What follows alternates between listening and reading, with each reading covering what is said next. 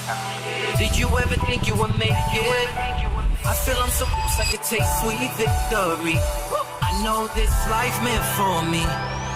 Yeah, why would you bet on Goliath when we got Bet David? Valuetainment, giving values contagious. This world of entrepreneurs, we get no value to hate it. How they run, homie, look what I become. I'm the one. Tom, it's inappropriate. Stop touching my Okay, lips. gang, very rarely do we allow two Canadians on the podcast. We don't do that because it's in our code for PBD podcast, but we're doing this for the first time. I think it's the first time. Tom being a Canadian, if you didn't know, if you're disappointed, we have another one here as well. We have a Chris Pavlovski, founder of Rumble. Big shot announcement today. I mean, a massive announcement today that they made.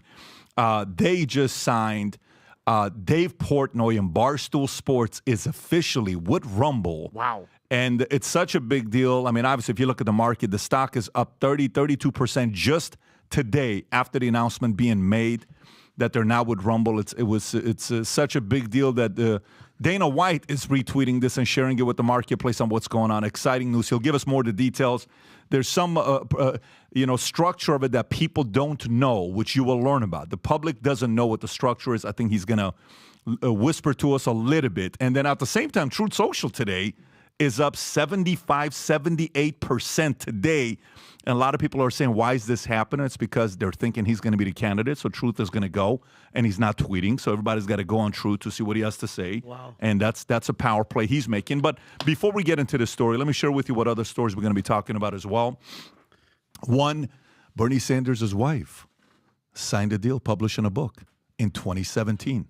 She got a $106,000 check. Are you serious? You know, today publishers still waiting for a book. There is no book. No. When have you ever heard a book taking this long to write? Wow. We'll see. Maybe it's such a powerful novel exercise of a Bible that she's doing a lot of due diligence. We'll talk about that. She hasn't been feeling well. You have to explain it. She hasn't been feeling well. Yeah. DeSantis drops out. DeSantis drops out of presidential race, and he seems so relieved. It's amazing. This is the happiest I said. Ever. Yeah. And by the way, I mean, good for him. It's exciting to see him being happy in 10 months. And then NATO warns an all-out war in Russia next 20 years. Wait till we play this one video for you, and you'll see what's going on with that. Biden's DOJ finally admits Hunter Biden's laptop is real. Tom has a perspective that I think is very, very interesting that he'll point out in regards to pardoning, that there's an element of resigning. You just have to hear this perspective he's got. Very, very interesting. Vivek for VP race this last Sunday, right after DeSantis suspended his race and endorsed Trump. I was on a Twitter X with Mario Nafal, and it was a very interesting conversation. Everybody wanted to know about VP. Tulsi Gabbard's name came up again. Vivek's name came up again. And all of it led to an interesting name of a person that a lot of people are wondering, how this name was announced. We'll break it down for you on a VP candidate that maybe nobody is talking about. Stay tuned for that. We'll get to that here in a minute as well. Jordan Peterson fires back after court dismisses his appeal of mandated social media training. The war has barely started, says Jordan Peterson, the monster. Ohio lawmakers propose paying students to attend school and graduate. Let me read this one more time so you know it's not a mistake. Listen. Ohio lawmakers propose paying students to attend school and graduate. Think about it. We're paying you to go to high school. Just please stay in school. We'll pay you to stay in school instead of going out there and causing mayhem. And then Elon Musk, will Elon Musk's politics impact Tesla sales? Forbes thinks it will. Buy now, pay later is destroying a lot of people. Big developer launches $1 billion fund to buy distressed New York City offices. NFL announces pregame will include Black national anthem. And on top of that, NFL is talking about how a pay-per-view Super Bowl, it may happen sooner than you think. Can you imagine? We're paying to watch Super Bowl. And last but not least, for some of you guys, if you're having a rough day and maybe you have some sympathy left in you to give to somebody else, Nikki Haley claims she was a victim of racism. Teased every day for being brown. She's brown? Yeah, I mean, she was teased, and you have to respect it. You're brown. I'm brown. Yeah, but listen, life is hard. And, if you want some uplifting news, trans golfer Haley Davidson wins women's tournament. Let's go, bro. Seriously, increasing chances to LPGA. Let's go, baby. Gold qualifier. Obviously, big news. I'm sure many people listening to this are celebrating. But with all of that stuff being said, Rumble. Let's get back to this. And you know, with Rumble, I'll give a Minnect update here as well in a minute. Just hang tight. But with Rumble, if you look at the screen right there, Barstool joins Rumble. Wow. The market lost their minds. Let me get this straight. Dave Portnoy, the marketer that he is, right? The mouthpiece. He's everywhere, right? Mainstream guy is officially joining Rumble. Everyone's asking, what's the structure look like? What does this really mean? The stock is up 32%. There's no better person to talk about the structure and the deal than the founder of Rumble, Chris. So, Chris, tell us about what's going on here with the big news today. Patrick, thanks for having me on. Of course. Thanks for having me on, guys. I love you, Chris. Really proud to be on here today. So, yeah, earlier this morning, you guys broke, and we broke that Barstool is joining Rumble. It's going to be a deal that encompasses cloud, an advertising partnership where our sales teams can help each other sell ads on Rumble, and bringing all their content to Rumble. In addition to that, they'll also be promoting Rumble on all their social media accounts, only Rumble. So we're really excited about that. That's a big thing for us to have a brand like Barstool really kind of getting behind it. But here's the big thing, and like the thing that I think actually probably nobody knows is, and my favorite thing, I think it's the best thing, the biggest thing, is he didn't come for the bag. He came for Which normally most people do, by the way. Exactly. Yeah. He came for the equity. So Dave Portnoy is now an owner of he owns part of Rumble. The deal was structured with equity, not with mostly equity, with a little bit of cash. So it wasn't entirely a bag like everyone else out there looks for. So for me, that's super exciting because, you know, he believes in this. He believes in this company. He believes in Rumble. He believes in the idea of creating competition in the market. And we need someone like Dave to get behind Rumble, like him to get behind Rumble. I think that's like key for us. And having Barstool and all their litany, like their massive list of podcasts. Let me tell you, all of them are joining. When I was looking at it, I was Yeah. like, "Oh wow, that one too!" Like, How many is it, Chris? Not to cut you off. Is it 50? it's more than 75. Oh, I my think. I God. think it's just like a massive list of content they have. So bringing that onto Rumble is like huge because like all our consumption is driven by content, and having content now in the sports category that they cover, you know, very, very thoroughly is also really complimentary to us because I've been pushing sports like more than anything. Since we went public, we raised roughly $400 million back in September. I'm losing my years. It's going so fast, but like September 2022, and the majority of that, you know, a lot of that money has been going into investing into content. And in particular, the biggest investments have been going into like sports. We invested in Power Slap. We invested in Street League skateboarding. We invested in Nitro Rallycross racing.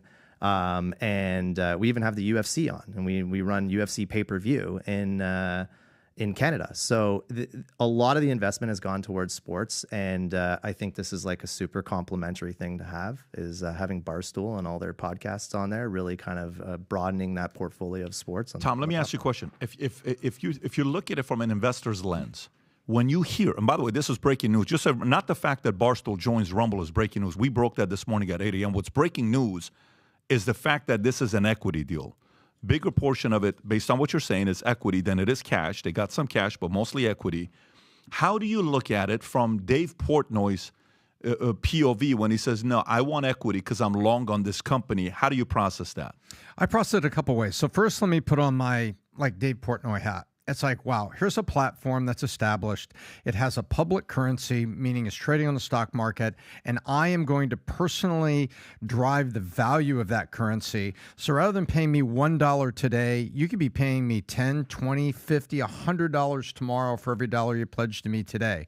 And when you're in Dave's position and you can take that deal because he's been so successful, and he also, Penn, it's all public, so we'll talk about Penn Gaming and ESPN and everything that did there, gave him his freedom back, and there are some things that happened there. So he's in a position that he can go long on on Dave by going long on Rumble. Now, I'll give you another perspective if it's okay. Let's look at the Wall Street analyst. Wow, so Rumble doesn't have to use any of their precious capital. They can keep building infrastructure so they can scale up to serve more viewers and more things with their platform. And they get the benefit of this individual. Okay, well, I wonder what the dilution is on the stock, but they're bringing more content that is already proven and established. You know, any dilution is canceled by that because we're increasing the value of the whole. And any retail investor, you know, like me, you, whoever on the street, you look at it and you say, wow, now there's more great content on that platform. So like when Sunday Ticket went to DirecTV back in the day, 1994, it really made DirecTV because they gave you a reason to go to DirecTV because there's great content. Content makes the platform, not the other way around. And you can already see the content that's already been on Rumble. Now you've put more content on top of that. And the market has had a value-driven, very positive reaction today. Congratulations, Chris. Yeah, that's a big deal. So, and by the way, for the audience that maybe they're only YouTube, right? Or even X, or maybe they consume their content, TikTok, Instagram, different places. What would you say is the biggest differentiator between Rumble and anything else that's out there, whether it's YouTube or X? So there's a lot of different components. X is very different than Rumble in many different ways. And, you know, I'll try to break that down because it's... I think it's important for people to understand. I don't see X as competition at all. The one part that we share is freedom of expression, allowing people to be authentic and allowing people to speak their minds. But in terms of the platform itself, X is a discovery platform. So, you know, if I'm on a discovery platform like TikTok or X or Facebook or Instagram, you're going there to consume content, and you're going there to find content. You don't have any particular motive to go there. When you're going to YouTube or you're going to Rumble, on YouTube's case, and DIY video, you know exactly what you're going to watch and what you're trying to find. When you're going to Rumble, you know exactly who you're gonna reserve like an hour to watch one of the shows on Rumble, like Bongino or whoever it may be. And you're going to reserve like 1 full hour, 2 hours. You're not going there to discover. You're going there with a high intention of watching something very specific. And you might turn on your TV, you might participate in the chat, and it's a very different experience than when you look at X or TikTok, Facebook, or whatnot. So the way I look at it is Rumble is very intention-based, and X, TikTok, and all the other platforms are very discovery, non-intention based. How do you compare YouTube to Rumble? Now YouTube is much different. They're much more like Rumble, same like Twitch. You have high intention. Even Netflix, for example, is closer to Rumble than an X is. And that's because of it all stems from the behavior. They have intention. They when you're going to YouTube, you're watching the Patrick Bet David podcast, you're reserving an hour to watch it. You're not going there and figuring it out. You already know when he's going to go, or you're getting a notification when he's going to go, and you see if you have time and you go watch the full podcast. The same thing happens with Rumble. Now, the difference between YouTube and Rumble, there's a lot of striking differences. One is obviously you can actually be authentic on Rumble, whereas on YouTube, authenticity doesn't exist anymore. They've taken that out. You can't have conversations on numerous different topics without some kind of repercussion that's going to happen on the platform.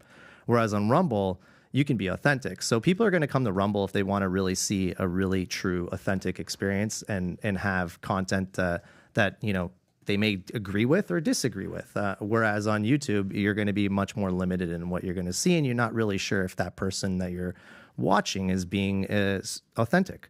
So I think that's like a glaring example.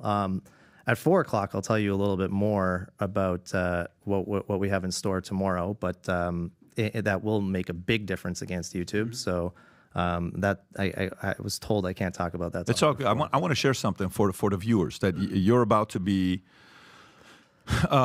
spooked when I tell you the story about Rumble, and I think you will be spooked as well, both you and Adam, and maybe even Tom. Can you pull up that story real quick, Rob, on who was one of the early investors in Rumble? It's a guy named Vivek. Vivek Ramaswamy was one of the early investors in Rumble. Matter of fact, New York Times broke the story. If you can go to the Ramaswamy investment seem at odds with his position on woke culture. So can we see the date on this? when this was, if we can see the date on this story. Okay, so July 7, 2023. We're talking about 6 months ago. Go a little lower, keep going lower, lower, lower. They're breaking all these things down. And then boom, I think go up, where you see 25 million, go up a little bit more. Look for the, there you go.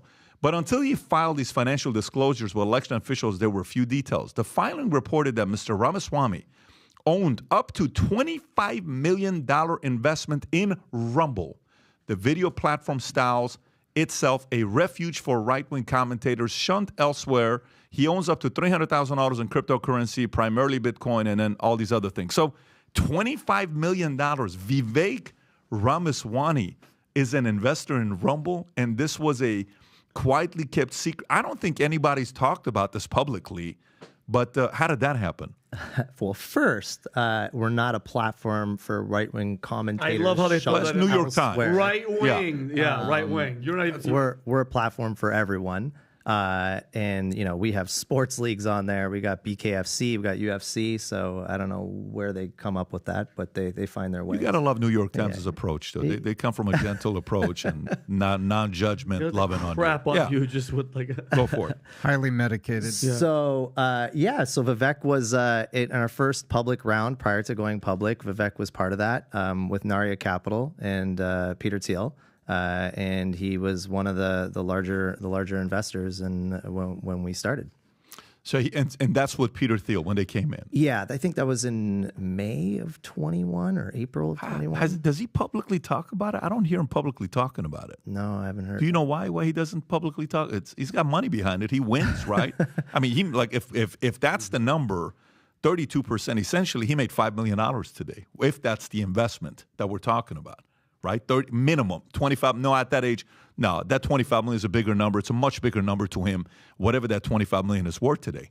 But I've not heard him talk about it. Do you and him communicate a lot? You and Vivek?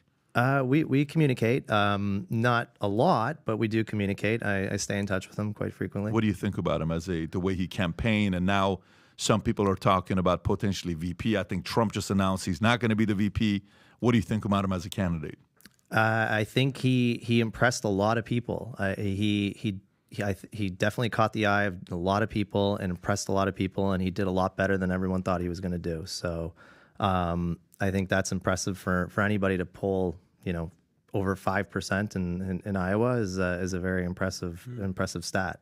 For somebody like that to pull it. Yeah, so anyways, here you go. If you didn't know, Vivek, investor in Rumble. No, but pretty interesting. No, does he post on Rumble? Yeah, he's on Rumble as well. Yes. Yeah. Let me tie in Vivek and Rumble and sort of what kind of reacted to on this what did they call it right wing commentator. So I remember sitting with PBD at the Republican debates in Miami. That's the debate where Vivek was like, I'm calling on Rhonda McDaniel to step down right now.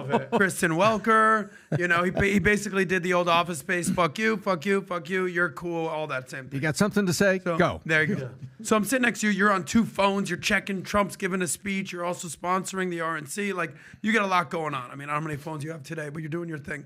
So there's a difference between perception and reality. I know you reacted real quick, you're like, nah, we're not a right-wing refuge, we're actually a free speech platform. Free speech, ironically enough, as mind-blowing it is, kind of means right-wing these days, which is weird. So, and I remember you showing me the percentage of breakdown of people that are left-wing, right, Chris? And you're like, actually, it's a lot more in the middle that you would suspect.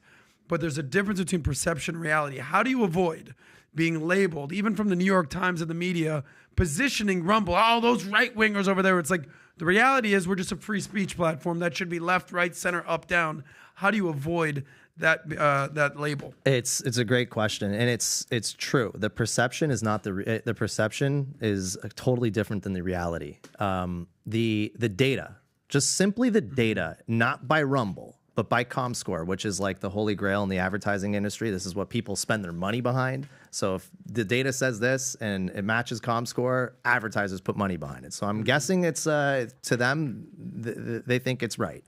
So the data has Democrats as the number one category on Rumble. Stop and think about that. Right. This right-wing... Independents are second and Republicans are third. Independents and no affiliation combined is the largest category on Rumble.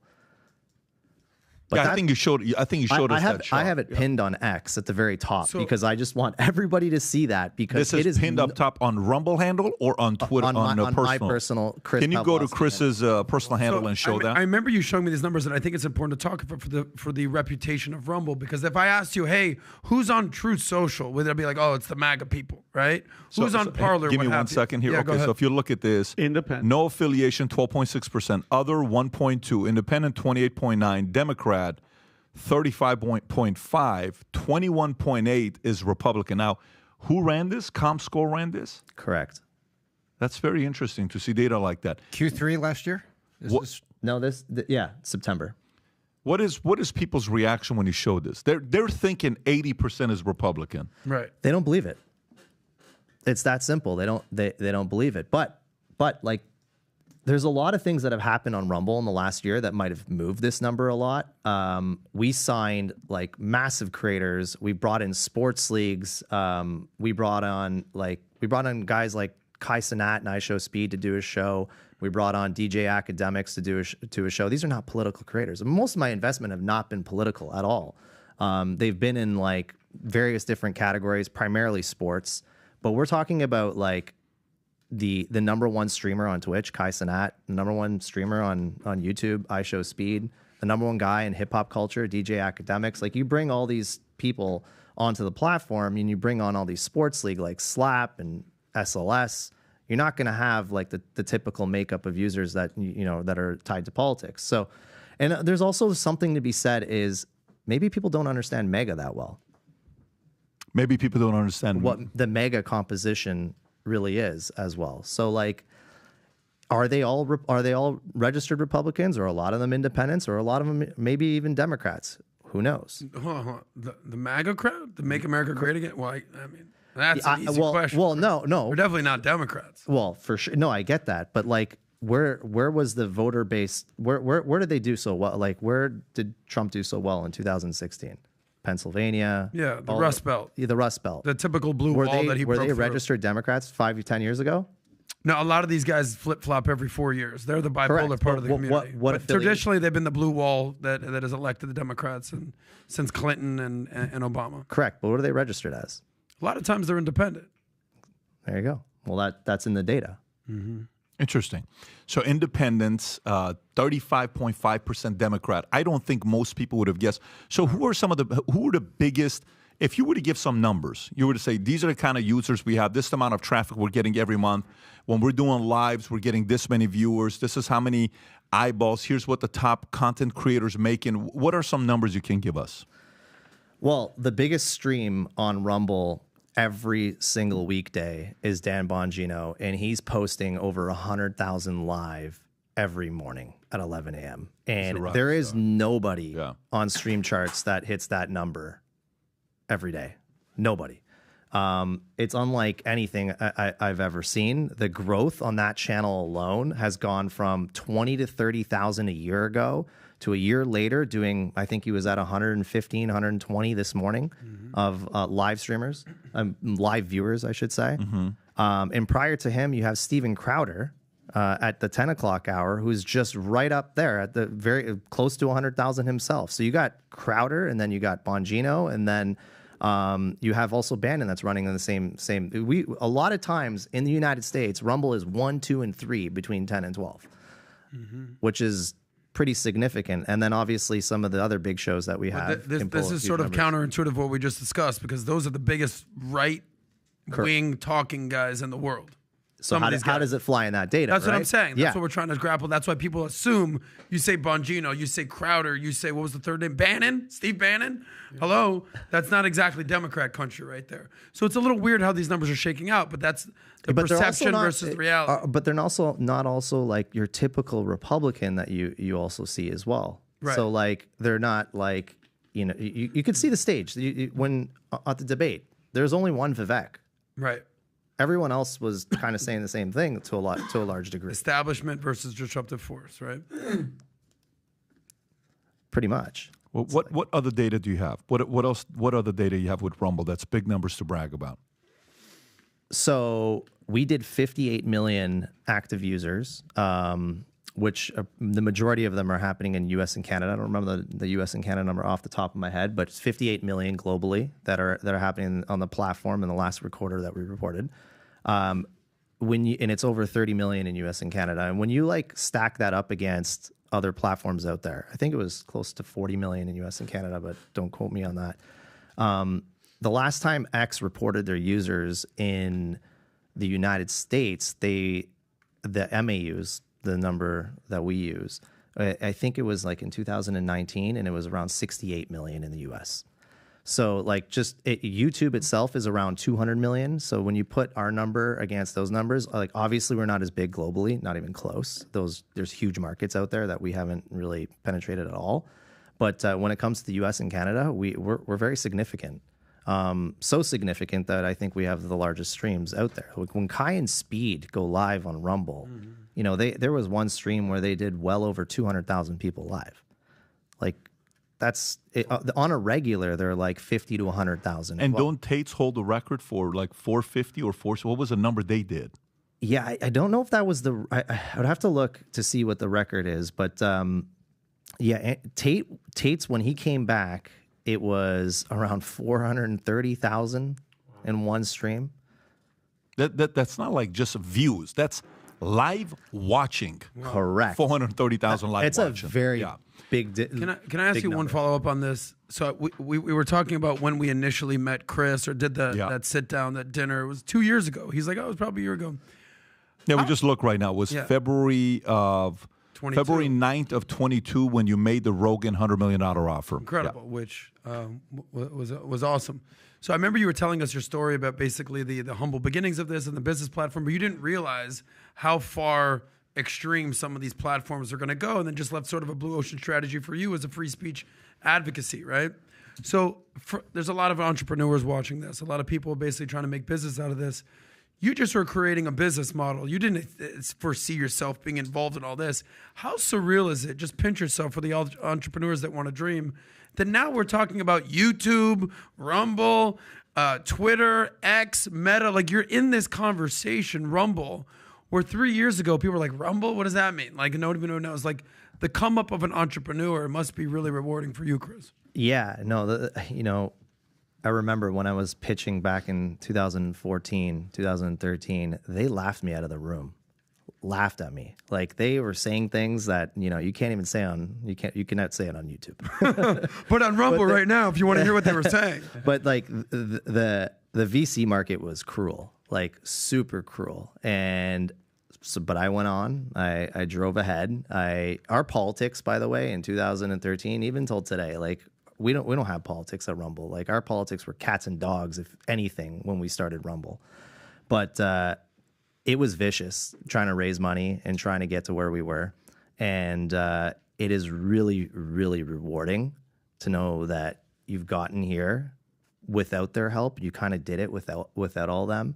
That's like super rewarding. When you say they were vicious, meaning they didn't like the idea, they weren't willing to put money behind it. Oh no, they were. Was there a part? Was there a part where there was like self-doubt that you were going to maybe fold up shop? The stuff they would say to you in the meeting. There's one particular meeting that stands out that was so cruel and so like just basically kicked me out. You know, it's just really rewarding to know that you won. Tell me who he is, Chris, and I'll kick his ass. Chris, what's the biggest difference why you guys are still around and growing, doing deals, and Parlor's not? Infrastructure. And this is a huge thing about Rumble that I think is so underappreciated of what we've done. So it's also like there's one negative to building your own infrastructure. You got to move a lot slower on everything else because like I can't just go to Amazon and take something and build the software on top. I got to build the thing that I would normally take from Amazon. Mm-hmm. And that's even harder than building the software, some would say, you know? Like so what we've done is we've built our own infrastructure from the ground up. We're in data centers across the country. We have, you know, points of presence across the country. And we don't rely in any meaningful way on any of the big tech infrastructure companies. We've built it. We've built the Rumble Cloud. We're anticipating to release that Rumble Cloud, you know, in very short order, and hopefully within this quarter to the public. And that was the one thing that Parlor didn't do, is they didn't build their infrastructure. They rented the infrastructure. They took it from Amazon. They relied on Amazon, and Amazon pulled the plug. Yeah. And when I saw that happen, I said, that's never going to happen to us. Well, I remember hearing about AWS. Everyone knows Amazon. This isn't breaking news, but nobody really was too familiar with AWS. Andy Jassy, I believe that's now the CEO of Amazon. He was the guy running AWS. They selected him to be the CEO. But they started pulling some stuff. I think it was Rumble was the onset of this. They said, yeah, AWS canceled them, basically took it down. So you had the foresight to say, dude, we're not even messing with the AWS structure. Yeah, we never used AWS. We used bare metal, and we rented things back then. But when this happened, we said we needed to own it. So now we own all our hardware. We're building our own network. And we have a lot of clients already using it now. So like it's in beta, people that you might know, Tim Pool's whole business is on his websites on the Rumble Cloud. Rumble itself is on Rumble Cloud. Locals is on Rumble Cloud, and hopefully we'll have Barstool up here. They're going to be using our deal includes the cloud as well. Fantastic. So, and what was it, by the way? Now that's 4:00. You want to give everybody the update on what the patent, what the announcement's going to be? Yes. So we filed our first the patent, so it's we're patent pending right now, and I think this is like going to be a massive game changer that's going to happen. We're actually going to be releasing the Rumble Studio to the public tomorrow, and one of the things that's really, really important about this patent, and where I think Rumble Studio is going to change the game, something that YouTube does not have, something that nobody has, is it's not going to be released tomorrow, but Rumble Studio itself will be released. But a part of Rumble Studio will be the automatic bidding of live reads within the studio. So imagine this for a second. It sounds complicated, but it's actually pretty simple. Imagine you're Coca-Cola. Imagine, you're the Patrick Bet David podcast, and you're the creator. You're using Rumble Studio to stream to X. We will be supporting X, by the way. We'll be supporting YouTube. We'll be supporting Twitch. And we'll be supporting other platforms through custom RTMP as well. But you're streaming to multiple platforms using the Rumble Studio. And then all of a sudden you get a notification that says, hey, Coca-Cola wants to buy an endorsement or a sponsorship on your podcast, and they're willing to pay X at that very given moment. That's what this is. That's where Rumble Studio is going to go. We want to build it, not only just a studio to live stream, but an ad platform that can help creators make money across any live streaming platform. And if you're Coca-Cola, imagine how awesome it is to be able to go into the Rumble Advertising Center and say, hey, I have a $10,000 budget. I want to advertise on these categories, and I will pay 5 cents a live viewer. Not a view that can be manipulated or whatnot. But like a live viewer, an actual person watching, like you're paying for that live viewer. So all the incremental views you get after that, is bonus to the advertiser. So they can put the parameter in, pick the channels they want to go on, or run on network, and then pick a budget they want to do, and then the notification goes in real time to all the streamers using the studio. That's where I think we change the game for live streaming. Right now, the entire video market is propped up on programmatic advertising, pre-rolls, commercials that start at the beginning of your videos or midway through your videos. This will have talent endorsing product if the talent agrees to accept it for the offer that the advertiser provides. That's a big deal. That, especially to be able to do it the instant, real time.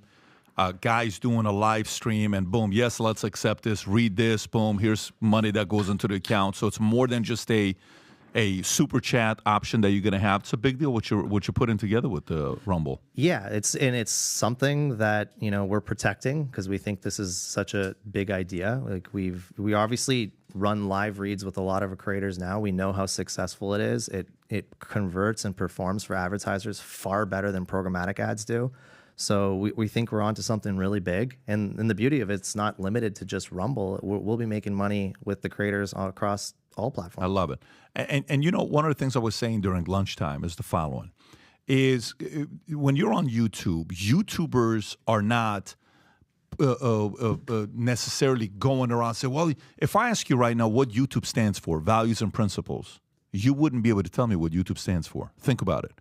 If I ask you what YouTube stands for, you wouldn't be able to say it. If I ask you what Twitter stands for, you would be able to say it. Freedom of speech. There's certain values because you would think about what? You would think about the founder, right? Yep. What they stand. If I ask you right now what Google stands for, you wouldn't have an answer. If I ask you what Facebook stands for, maybe you would say collecting your data, right?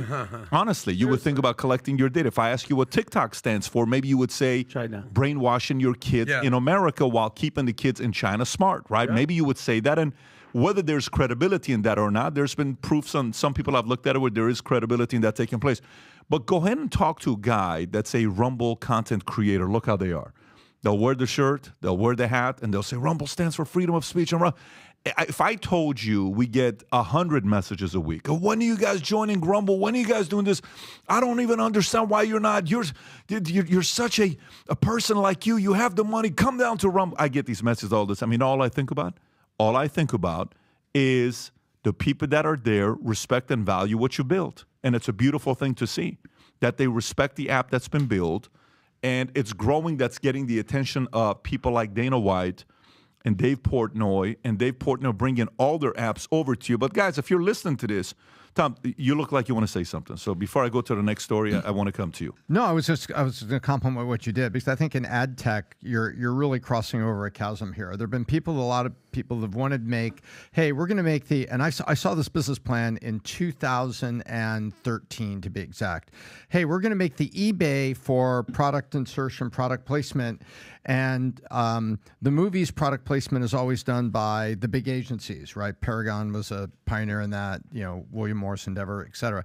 No, we're going to let you do spontaneous episodical product placement. And it's like, wait a minute. And we're going to make the eBay of that. So there's a lot of people that had early ad tech things, but it really wasn't ad tech. It was just disintermediating the agents out of it, and it was wreaking havoc on the ad sales on the network because how can you do product placement for, say a Coca-Cola product and then say, by the way, tell ad sales we can't sell Pepsi this week because we're doing spontaneous product placement. What you're bringing forward in this is sort of a spontaneous, marketplace and an ad tech solution, which I think is pretty clever. So, hats off to that. Okay. Thank you. So if you're listening, Rumble community, shout out to you guys. Congrats. This is a big day for everybody in the Rumble community. You ought to be celebrating all over the place on Twitter. Whatever stories that's being posted, share the stories that he's posting and let everybody else know. Scream it off the top of your lungs on the big day that you guys had today. That's the reflection of a founder that's constantly growing to grow the business. It's very, very hard to have something like that, but I think I even told you 2 years ago, you're the right guy to do a job like this, and you've grown. It's a multi-billion-dollar company now.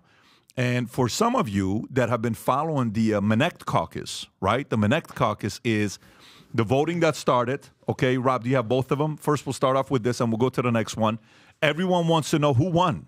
It was a very, very close race on who was going to get the $2,000 suit. Here's what the numbers look like as of right now. Vinny, when we started the contest, he only had 103 Minnect. Adam was at 572. Tom was at 291. Today, Adam is at 855, only 145 away from 1,000. I think Tom may get to 1,000. It's a race to see who's going to get to 1,000 first. Adam's at 283 on this campaign. Tom went from 291 to 779, catching up to Sauce. But Sauce is cool. Sauce is like, it's all good. 488 is where Tom's at. And Vinny went from 103 to 658, 555 Minnects. Vinny wins the flipping suit. And not only that, with all the Minnects that he did last week, I think he got 400 reviews on your Minnect account. I don't know how many 5-star reviews you got. People love you on Minnect. And that means we have to go buy Vinny a nice $2,000 suit. Congratulations, Vinny. Thank you. All the support out there that you came out. We had a record-breaking downloads of the app, record-breaking number of people booking Minnects. Vinny, I think, how much did Minnect pay you last week? Just, consulting and talking to people on the app. I want to say thank you to everybody that was out there. It was, some were just like, beat Adam. Some was like beat Tom, but then some were very serious. Some were life change. I'm listening to you talking. You're in crying talking to some of these guys. I cried multiple times. I'm at 45. The testosterone's gone. Yeah. I'll cry right now. Yeah.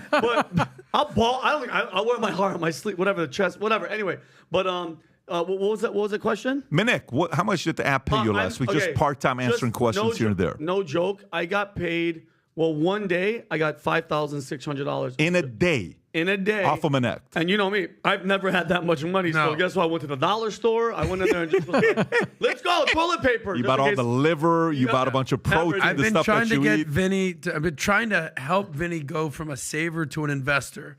Yeah. He has no We're choice. just saying. So like, when Vinny came in, I gave him a whole. Well, I don't want to stay on this too long. All I want to say is, Vinny, congrats to you. Thank you. And gang, while you're watching this, there's a lot of different updates that's coming on as well. And Rob, if you want to pull up to the other one, if you like the Minnect, Chris is officially on Minnect. If you have any questions about building a company, technology, growing the business, founder, and he's family guy. On there. Yeah. You know, and he's a Canadian and an American from Toronto, lives in Florida. And there's a lot of different things that you can learn from someone like that as well. Listen, we had a conversation. He doesn't get political, and I get it. But from looking at that photo, who's that little rascal behind him? Who is that when you Who zoom is in? that rascal? Well, who's saying he's getting political? It just so happens that man is sitting behind him. That's not getting political. Gotcha. There he is. It's just he's just basic watching the UFC fight. Casual What's wrong observer. with that? I'm Joe glad you noticed that, Vinny, because I'm like, dude, your picture He's is a good-looking completely guy. off center. He's a good-looking guy. Show the mug, Chris. So if you got any questions for anybody, by the way, Chris he put his Minnect rate at $50. Are you kidding me? Like, just go ask the man a question There he is. on Minnect, and I'm sure he's got a lot of value to bring to you guys. But a lot of people are joining Minnect left and right. I'm going to start off by congratulating Vinny. Thank you, and bud. on top of that, we have more contests coming up. This Friday, I have a merch drop I'm doing that has to do with the late Kobe Bryant. Stay tuned. I'm so excited about that one. But stay tuned till Friday. We'll make that announcement. Anyways, let's get right into it. Congratulations. So, question for you, Chris. Here's a question for you. As a Canadian, okay, proud Canadian, right? And you live in Toronto. You're from Canada. And when I listen to you, I catch the Canada, some of the stuff that you guys do. I have a friend of mine. When I would go to his place, we would drink kokanee together. However way you guys pronounce your beer. How do you pronounce that Canadian beer? Tom's drinking it right now. Kokanee. Have you heard about this? Moosehead. No, I'll find it. I'll find what it's called. Cocaine, Anyways, Tom. Cocaine. so it's more like cocaine is what it was, is what you're saying. Tom's No. into that vibe. But Rob, can you pull up what just happened at the UFC fight this week? I don't want you to get offended or upset. Tom, how do you guys feel that at the UFC fight, this is what Canadians were chanting? It is a little bit offensive, so just please bear for impact. Rob, go ahead and play this clip. Go ahead.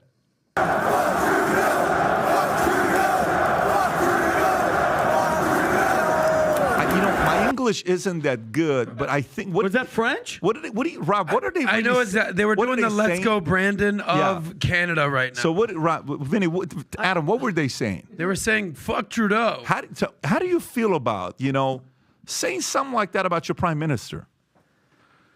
It's interesting because I think you guys are a little softer up here, down here, I should say, and then up there we're pretty vulgar. Does that happen? Are you a lot? really? America is softer is than that- is that- Canada? is that- Hold on. Really? Okay. But wait, because I went. Yeah, because You guys elected. Let's go Brandon versus that.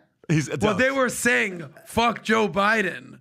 And then he's like, oh, let's go Brandon. I think it was the news reporter that got it was wrong. a right. It was a left. She's like, oh, how do you feel about the fact that everybody's chanting? Because Let's the go driver's name was Brandon. And he's all like, I don't think that's By the way, what it's they're been such saying. a long time, Rob. It's worth you playing the clip again, the original, She's like, what are they saying? Yeah. No, she thought they were saying, let's go Brandon. The driver's like, So- yeah, It's I a don't, race. That's a I NASCAR don't race if you think type they're in. But go ahead. saying How do you feel screaming about that. seeing UFC fight chanting like this? Chris.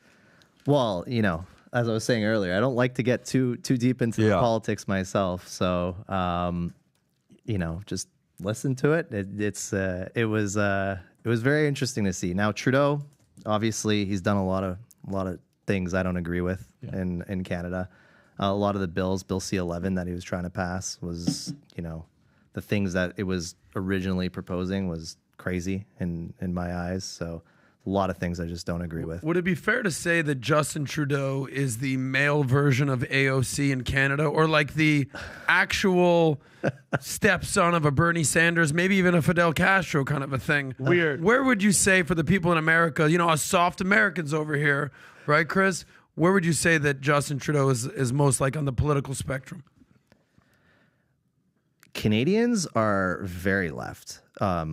But they're also, you know, I think the spectrum is quite wide in Canada. Like you saw the truckers protest, you saw the things Canadians would fight for. So I think there's like, it's very diverse in the sense that it goes very left and right.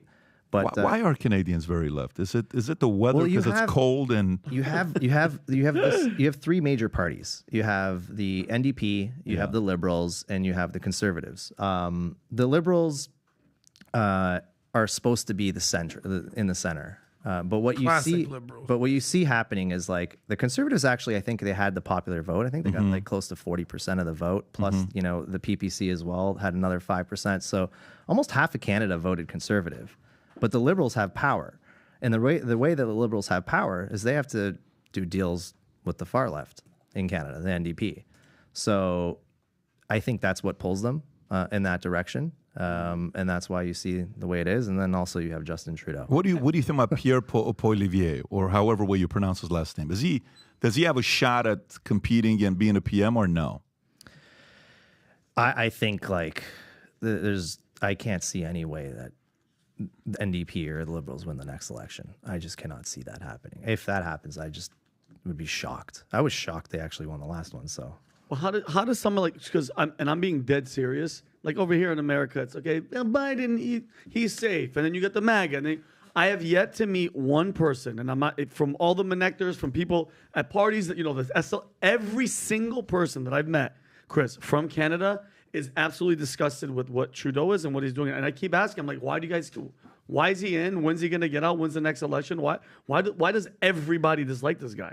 Literally everybody. I think it's just a litany of different things that are embarrassing to Canadians. Like just the pushback, you know, obviously in my world on freedom of expression in Canada is like a major concern. Like freedom of expression is Article 19 of the UN Declaration of Human Rights Charter.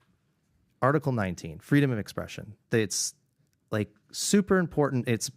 It's super important for everybody. It's a human right.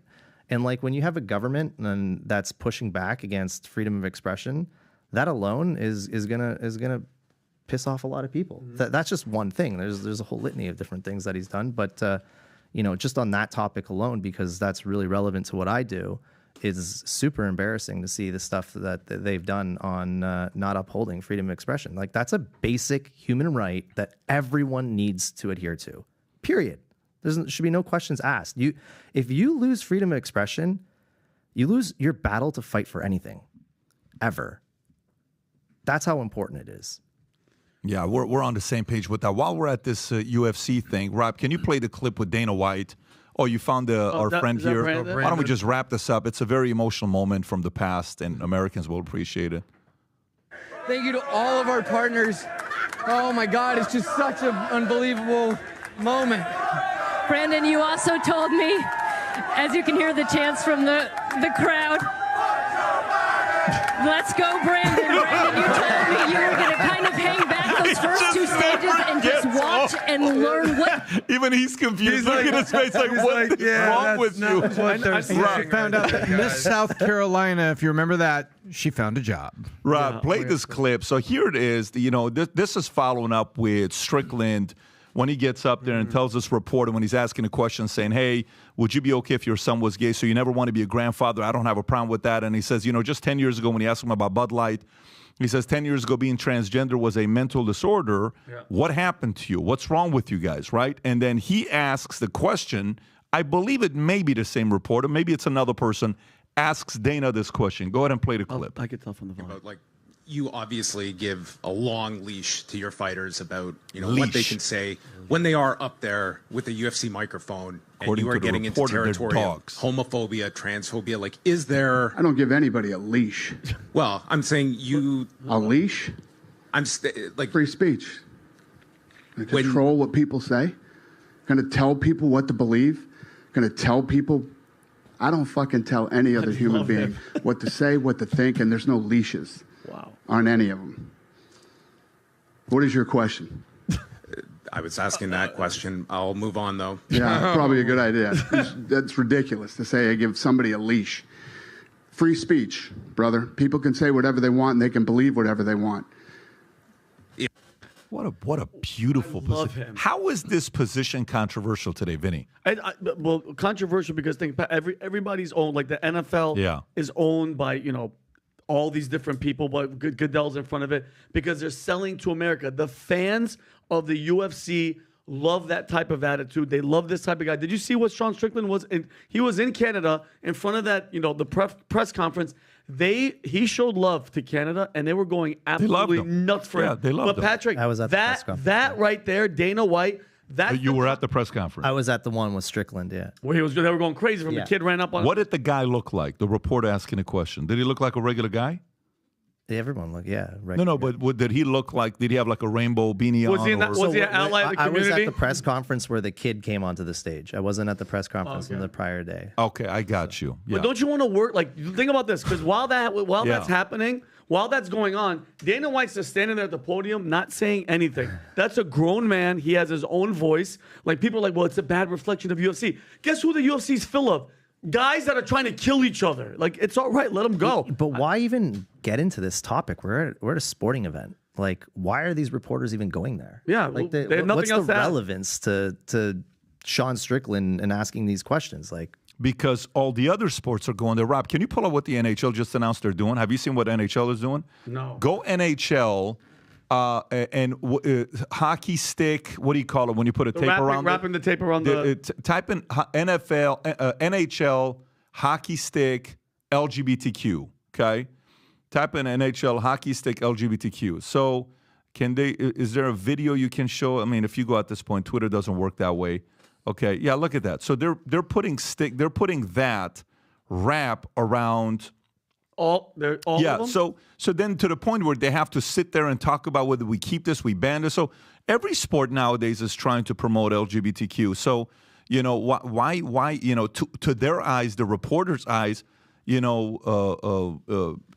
how come you are allowing your guys to talk the way they do? Because it's reckless. Sean Strickland shouldn't be talking like that. That's what the reporter's thinking about, right? Of course. So to the reporter's eyes, it's normal. They like to put a leash on people. The same people that are anti-slavery, they're pro-leashes. Tell me how that makes any sense. Yeah. Explain that to me, Mr. Reporter, educated guy that probably went to Columbia University. Mm-hmm. How are you anti-slavery, but you're pro-leash? What's the big difference? It's the same exact thing. Yeah. But you just want him to agree with you.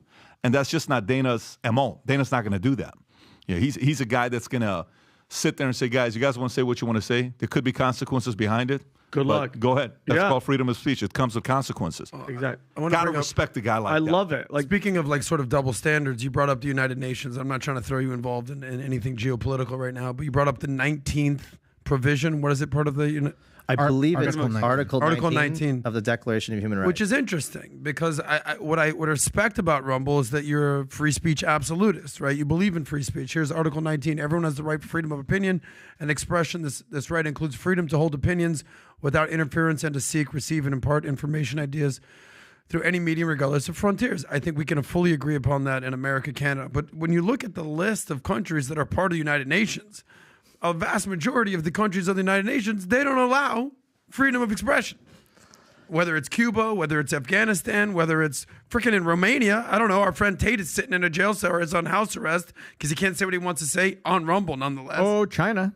China, I don't know. They're part of the United Nations, no doubt. Iran, Russia. So, again, not getting you involved in geopolitics, but we're talking about double standards here and people talking out both sides of their mouth. Yeah, I wish that they lived up to this. It's a human right. That's the part that like gets me when you really realize this is like a human right. Everyone talks about human rights. Well, free expression, like free speech is a human right. You need that. You need that for any society that's going to, for any kind of society that's going to push back on anything. Like how did the civil rights movements happen? How do women's rights movements happen? It all stems from free speech. the ability to express yourself and push back to try to make things better.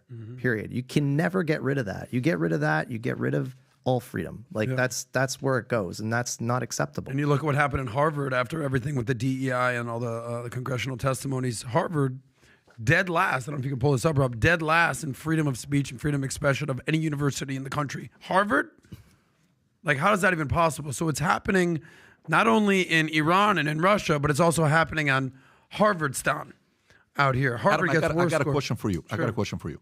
Say you have kids today, okay? And say your kid is, I'm actually curious to know what you're going to say. He's 17 years old. She's 17 years old. Smart like you, schooling, 4.3 GPA, let's just say, okay? SATs, out of 1,600, they each get 1,450. Just pick and choose who you got. Would you support your kids going to a Harvard today? Well, I think if you can get into Harvard, you capitalize on that opportunity. But I would think that most kids, I've said this a million times, we talked about this with Candace Owens, most kids should not just go directly into college. I think there should be some sort of, whether it's mandatory or obligatory or freedom, most kids should have to do 1 year of community service. In your eyes, even in your eyes, as much as you're trashing them, if your kid was accepted to go to Harvard, you would say you should never say no to Harvard. So, Tom, I want to come to you here now. Not even necessarily Harvard. Any of those higher institutions of learning, you should consider attending. Even after what we just learned. Let me ask you a Harvard? question. Here's a question for, and by the way, let me explain to you why this is so important. Tom, your daughter gets a 1560 on SATs out of 1,600. I don't know if you guys are at a point right now where you're announcing or you're comfortable talking about the school she got in or not. That's up to you. You tell me if you're comfortable or not. Okay. Because I think it's final, right? Okay, fantastic. So you didn't, and you guys for 5 years, I've heard you talk, and you would say pen, pen, pen. She had a ticket to go to pretty much any school in America, 4.6 GPA, 4.56 GPA, 1560 on SATs out of 1,600. Golf, involved, smart, giving back. She's a leader amongst leaders. But you told me the other day you guys didn't even choose to apply for her to go to University of Pennsylvania, Wharton. When did you guys make the decision to say, nope, the name doesn't matter as much as it did 5-10 years ago? Well, anybody that follows the calendar, when you're the end of junior year, you have all your testing and everything comes down. Yeah. And now you put all that together. Yeah. And then the very beginning of senior year, the applications go in, and ED, which doesn't mean that. Erectile dysfunction? No. It means early decision. Got it. And you'll get a decision back from the university by December 15th.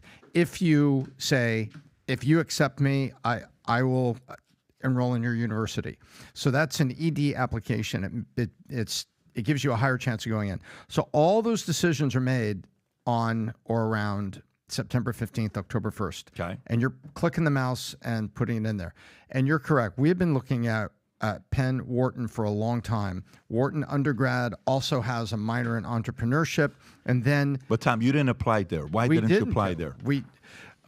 I'm just looking for that answer because I was alarmed. I was alarmed of what was happening. I'm sorry. I was taking too long. You're giving me like a college planning for my kids. No, but I'm just asking. I'm just looking up ED at this point in my life. I don't want that. As the excessive level, look, you knew college campuses were liberal, but as the excessive wave of wokeness was coming across, I was looking at it and I'm like, we're not doing that. You know, we're sorry, we're not doing that. And by the way, 6 weeks after we make the decision, in the middle of the ED window, what happens in front of the congressional hearing? It's like, well, there you go. And there's the president. Was that the decision you guys made? You have a choice, Tom. We have a choice, and we pulled back from Wharton. You pulled back from Wharton. Interesting. And you put your daughter in. And she also had a selected major. She wanted to study sports analytics, STEM, and she wanted to study sport management, double major, and she picked the best college in the country for that. Well, can I say it, or are you keeping it a secret? Absolutely. Rice University. That's where she's going, which is exciting. Yeah, she got accepted early decision. We're waiting on that answer. Brown we rice. were in Aspen when the was it the dean or who was it that spoke? Dean the president that spoke to her? No, the dean. Yeah, the dean of the college. Yeah. You know when's the last time a dean of a college spoke to me? Probably on a podcast. We had him on here as a guest. There is no dean talking to us because, Tom, we don't do stuff like this, Tom. Look at me. We don't do stuff like this. Yeah, the You know tassel. what I'm saying, Rob? You understand what I'm saying? Yeah. I want to make it very clear because that's just a unique community that knows what this means. People like us, we think you're doing this as like a dance or maybe like different kind of gang signs you're throwing. Let me flip it on you, PBD, Yeah, because you've go for it. got Here we 4 go. kids. Here we Yes. go. Well, I was just at our friend Keith's house for Thanksgiving, right? One of his How's he doing? nephews, he's awesome. He still He's got the man. big calves? Huge calves. Yeah. Doing his thing. You know, he's flying on his private jet to Aspen, doing his things. Thanks, Keith. One of his nephews was there. Absolute stud.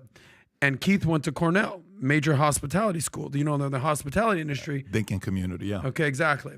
That's big in the hospitality. Yeah. But he also got accepted to University of Florida. University of Florida is run by now Ben Sass, who was a former senator, Nebraska, I believe.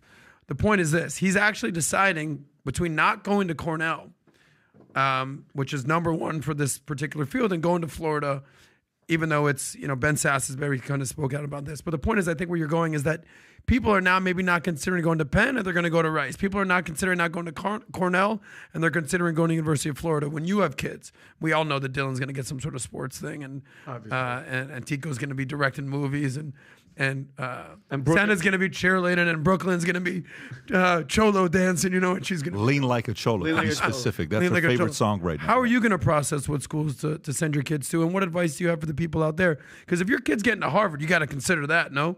No, not for me. When I saw that day, I'm telling you, I said it to the face of the doctor that was here, John Abramson. We had a very good conversation with him. And he is a guy that sits on the, one of the boards in Harvard. I said, the day in Harvard, when I was at the OPM program, when I saw what they did when Hillary and Trump were campaigning, I was in Harvard that day.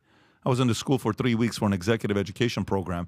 And I saw 100% of professors at Harvard were rooting for Hillary. Not one was rooting for Trump. I realized that school doesn't believe in debate. Mm-hmm. No, they believe in get locked into one side of the community and that's it. They do not believe in debate. And that's when I'm like, now my kids, they need to go to a place where it's at least 50-50. I want to be at a place where it's 50-50, where you can get both sides of the argument and you learn if you know how to debate and process issues. By then, we would make the decision. Now, Dylan doesn't want to go to college because Dylan wants to go play sports straight. He just wants to go straight and play. He wants to go Manchester United. He wants to do. Now, obviously, he's 10 years old. Yesterday he was doing a baseball try. We'll see what's going to happen with that. Dylan's saying that today. Tico wants to take a year off before he goes to college. I love him. He says, I want to work for, doing certain things and then seeing if I even need to go to college, then I will. Smart. Nah, the kid is 11 years old. You know how much is going to change in the next 7 years? Mm. He's got an uncle like Tom Ellsworth. He's going to have these guys that are going to talk to him. But for us, yes, we are very protective of no debate. We believe in debate. I'm not going to send my kids to a place that there is zero debate taking place and it's all one-sided. That's not going to be beneficial for them. So, no, I wouldn't be doing it. I'm not turned on by Harvard, what they're doing. I think it's a shit show there. I think they've lost credibility. I think it's absolute insult to debate and any university that you consider yourself a university, yet, the debate is taking place and us students are sitting there watching. You're only clapping. 300 people who are working there, they're only clapping for Hillary. Not one person was rooting for Trump. I don't need you to root for Trump, but I need you to be 50-50, 60-40 for us to... About how do you change that at this point? You saw that they fired Claudine Gay, the president of the school. They've done the same thing with Penn. She's still a producer. You got Bill Ackman out there, putting his money against it. Yeah. Does it come down to basically the big donors and the endowment people being like, fuck you, I'm out. No, and then this all of a isn't sudden a light Harvard switch. changing? Look, it's not a light switch. It's not a flip of a switch. It's not a vote. It's not anything like that. It is so ingrained and indoctrinated.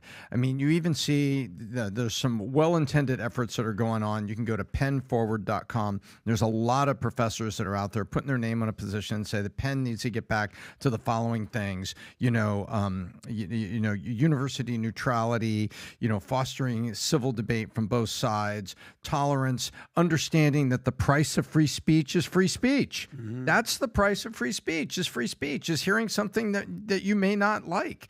And there's laws against inciting riots and civil disobedience, but there is no law against free speech. But now there's all these mores and folkways and things that people are trying to enforce on it. But Tom, you're going to hurt people's feelings talking like that. That's the whole point. No, Tom, you can't hurt people's feelings. Liberalism is based on feelings. No. Chris, you got a family. How do you process this? So I went to University of Toronto and I dropped out. Yes. So I'm not a huge advocate of the whole school system to begin with.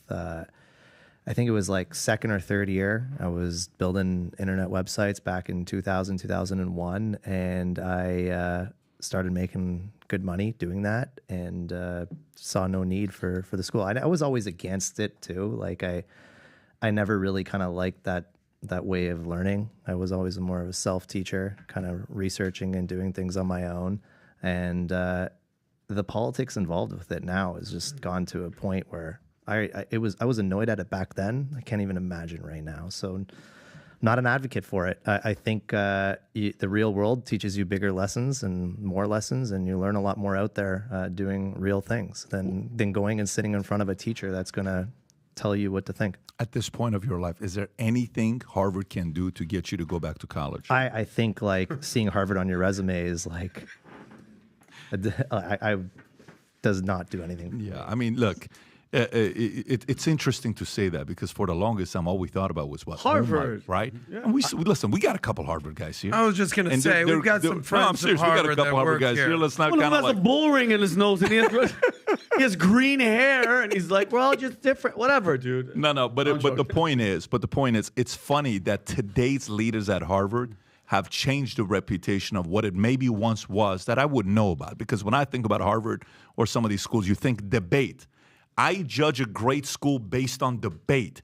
If you don't have the ability to reason in a school as a professor, you're not a college. It's lip service. You just get, this is why when we had the great Joe Jorgensen, legendary podcast. What you laughing about? Oh, I'm sorry. It was my bad. Joe Jorgensen. We had Joe Jorgensen on. I mean, you only ruined her entire career on that day. That's not called me ruining it. No. Matter of fact, you know what? If you want to bring it up, Rob, go ahead and bring it up. This is what college will do to you sometimes.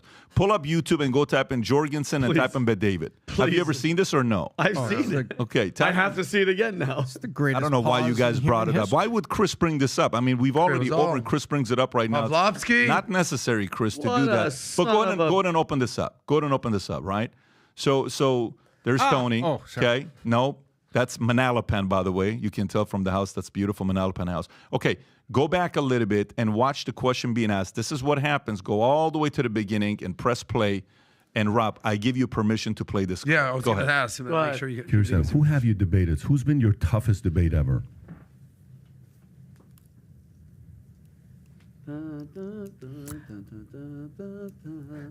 Oh my! I mean, that's 10 seconds already. I didn't feel that any of my debates were tough. Yeah. She killed it. That's our president right there. In 1996, I was in the third party debate when I debated the Green Party, Constitution Party, and those. In March, before the nomination, I was also in a third party debate where I sat next to the Green Party nominee and a few other people. And then, of course, the debates within the Libertarian Party.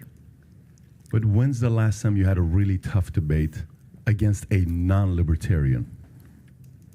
When is the last time you had it was pretty easy debating the Green Party candidate, that's for sure. So... Yeah, let me continue. When is the last time you had a debate with a non-libertarian or non-Green Party? When is the last time you had a debate with somebody that was non-libertarian, non-Green? Well, an official debate, like I said, it would be in the nomination process. It's going to go like this for a few minutes. What were you going for with that right there? Just showing that she just doesn't debate? No, what I'm going with this is these liberal universities that don't have any debate, they're no longer universities. All they are is somebody's coming up to give a speech and they go home. That's it. And these professors don't get pushed because God forbid you push them. They go in an echo chamber and everybody agrees with everybody. Mm-hmm. Yesterday, I'm on a Twitter X, okay, and perfect transition into this. And this is minutes after Ron DeSantis steps down, suspends his campaign, and he endorses President Trump, okay? So I get a message from Mario Nafal, hey, would you be willing to do a Twitter Spaces live right now? I thought it was going to be 10, 15 minutes. An hour later, I'm still on having a conversation with these guys, questions being asked, and everybody was pushing. What about this, and what about that, and what about... It's the debate, discourse, it's risk, because it's open. Anybody can ask any questions, and it was phenomenal, because either I'm wrong or I'm right, but I'm going to give you my views and you make a decision for what you want to do. Can you play the clip of Ron DeSantis announcing that he is no longer going to be campaigning? And again, I'm not trying to be funny or disrespectful. I have not seen this man this happy in 8 months, okay, and relieved. Go ahead and play this. Look how happy he looks. But I can't ask our supporters to volunteer their time and donate their resources if we don't have a clear path to victory. Accordingly, I am today suspending my campaign. I'm proud to have delivered on 100% of my promises, and I will not stop now. It's clear to me that a majority of Republican primary voters want to give Donald Trump another chance. They watch his presidency get stymied by relentless resistance, and they see Democrats using lawfare this day to attack him. Well, I've had disagreements with Donald Trump, such as on the coronavirus pandemic and his elevation of Anthony Fauci. Trump is superior to the current incumbent, Joe Biden. That is clear. I signed a pledge to support the Republican nominee, and I will honor that pledge. He has my endorsement because we can't go back to the old Republican guard. Right? So we have a nice conversation. You know, I don't know if I agree with this. I don't know if I agree with that. This Tulsi thing, I don't like Trump. It was awesome. It was phenomenal. That's the beautiful thing about having people you can have a conversation that you can agree with.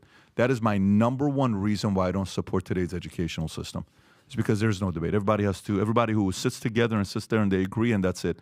You know, we bring people here from the left, from the right. My favorite conversations sometimes are people I disagree with. Literally, my favorite conversations of all time are people I disagree with. And I mean, think about it. He doesn't see the same as me. He doesn't see, like if you're just sitting there, everybody's kissing each other's butt, and it's an echo chamber. How are we moving forward? Well, nobody's bumping heads to figure it out because they're going to think the way that they're going to think. You're going to way they're. Let's go into this then. So, so thoughts on DeSantis stepping down? You know, and how he did it. And, you know, obviously a lot of people are saying, what could he have done differently and all this stuff. I'm not here to talk about that. We talked about that on the last podcast. Now that he stepped down endorsing Trump, doing what he's doing, what do you think he's going to be doing next himself, Ron DeSantis? Do you think he'll be out there? Well, we'll see him before November, him and Trump on stage together, an actual like a endorsement, or you think this is the closest he's going to get to Trump? I kept my commitment. I signed the pledge. I'm doing this, and this is it. That's a good question. Will he get on the stage with Trump? I think so. You think he will? Yeah. Okay. You're pretty optimistic that that's going to happen. Okay. Yeah. Okay, go ahead. I was going to say one thing about DeSantis. So you want to tell me you want to go first? I'll give me my thoughts real quick. I'm 75% that he'll get on stage because he's got to line up with it. He's got a lot of donors that are going to say, Ron, come on, come back. Ron, come on. Come back home and let's do this. And I think there's 75% chance that he would be on stage doing a thumbs up on a line there at the convention, standing behind the candidate. I look at this two ways, short term and long term. Short term, he made a decision to run to the right of Trump. You saw him when he'd go on that paperwork, and he said, this is how we're going to beat him. We can't beat him from the left. Nikki Haley, on the other hand, has made a decision to run in a more moderate, corporate left of Trump. So we kind of busted her proverbial balls when she said it's a two-man race at this point. That was after Iowa when she finished third. Reality is it is a two-man race because we said on the podcast here Friday, I go, Ron's got 3 more days until he drops out, or it's going to be 30 more days. Turns out, boom, he dropped out in 2 days. Breaking news on Sunday morning. So what do I mean by this? Nikki's still in it. I think she's going to be finished after New Hampshire. It's going to be abundantly clear that by South Carolina comes back, which is in mid to late February, the 20th, I believe. If she doesn't win her home state, she's done. She's finished. But she might take some of Ron DeSantis' vote. But what I think is good for DeSantis long-term in 2028, once Trump finishes his presidency, if he is that guy this time, he can position himself right neck and neck with Ramaswamy. Now, we all know that we like Ramaswamy a little bit better than Ron, but the numbers show a different thing.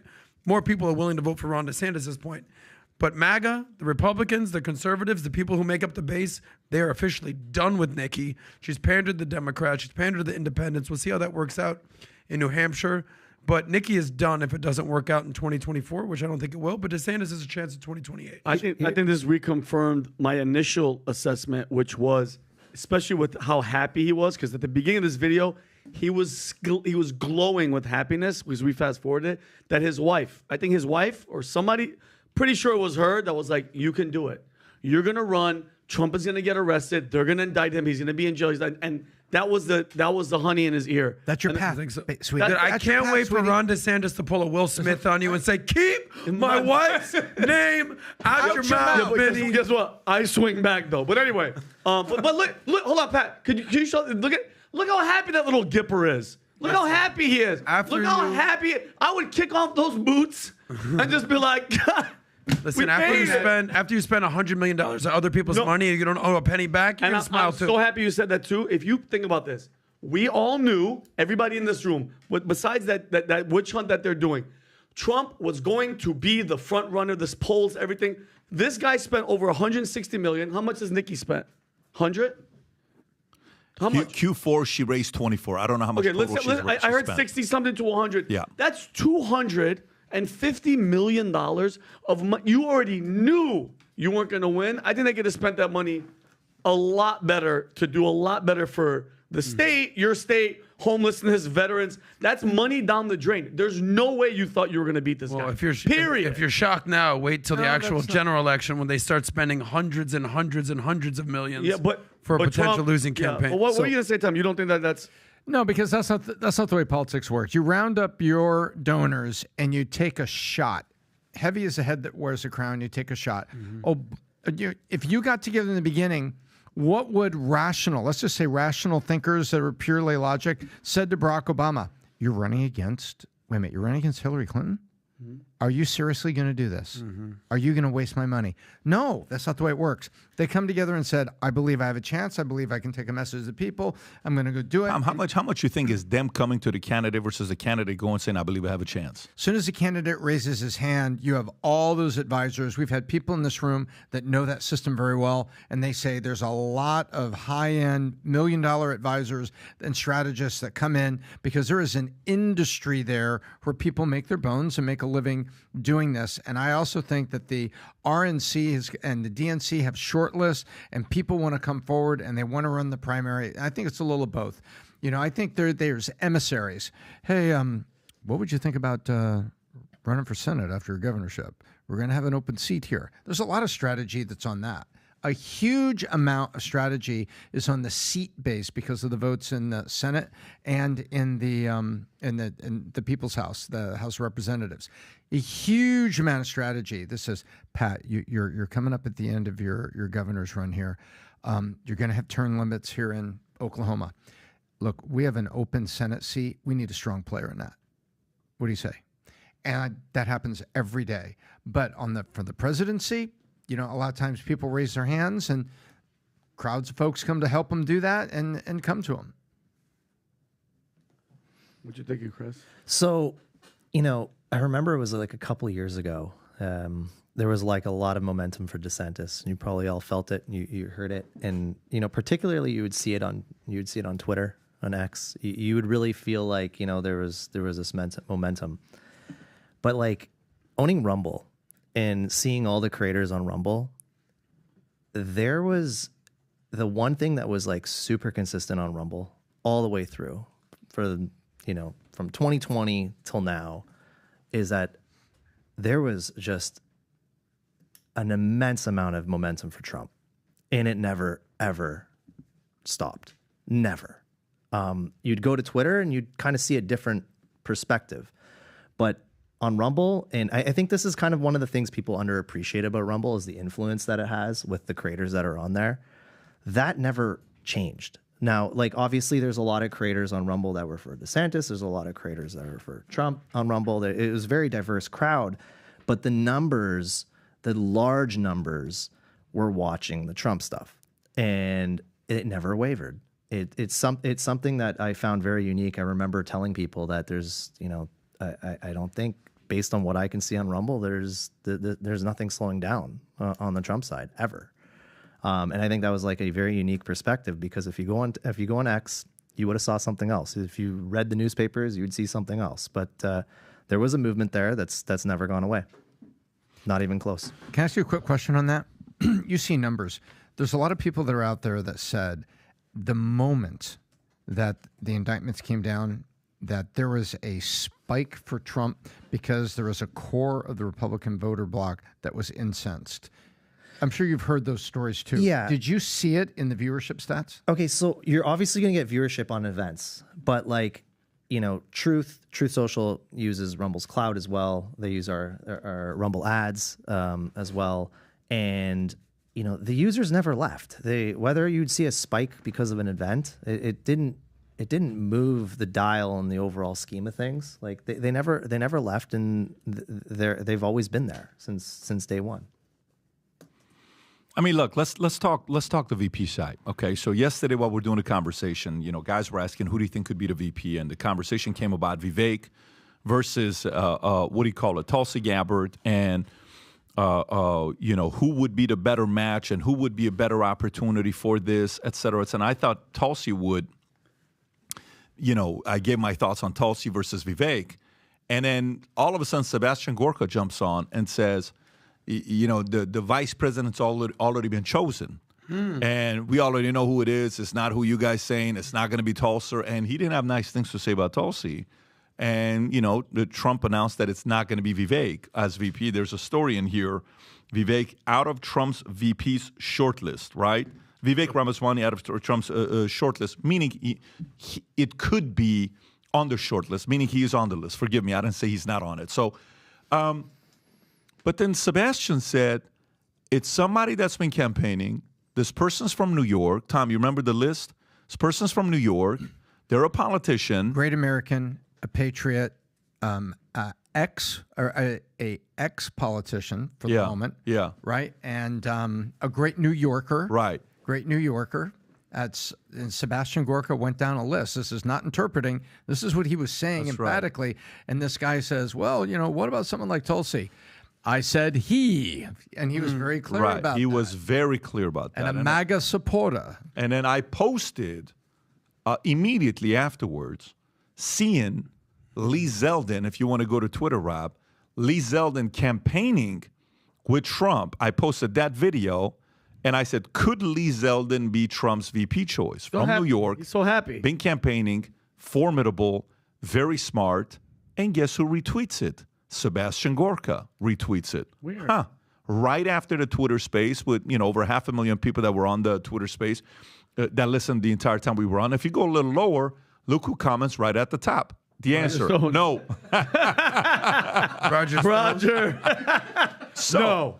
You know, when you look at this, there's a couple things that comes to my mind. Here's what it is.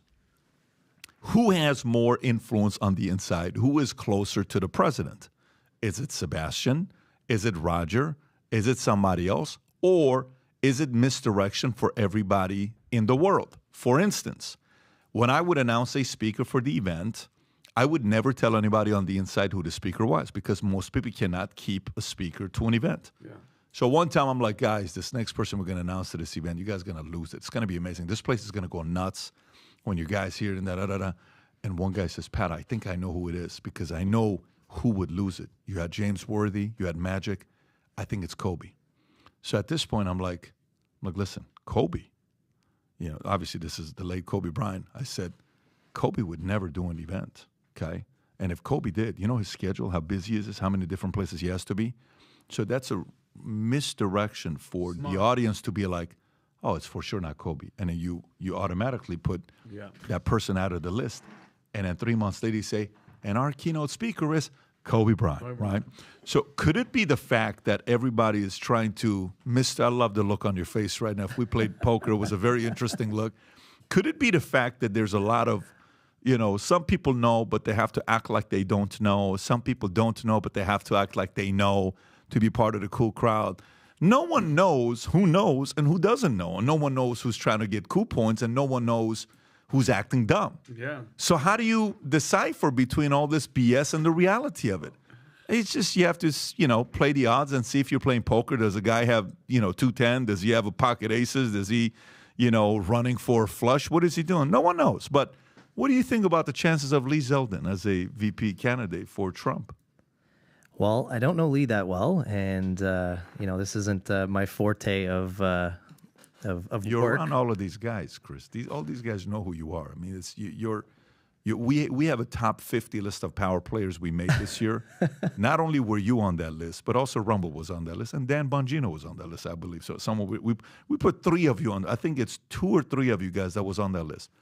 Do you think there's any chance of Zeldin being the VP?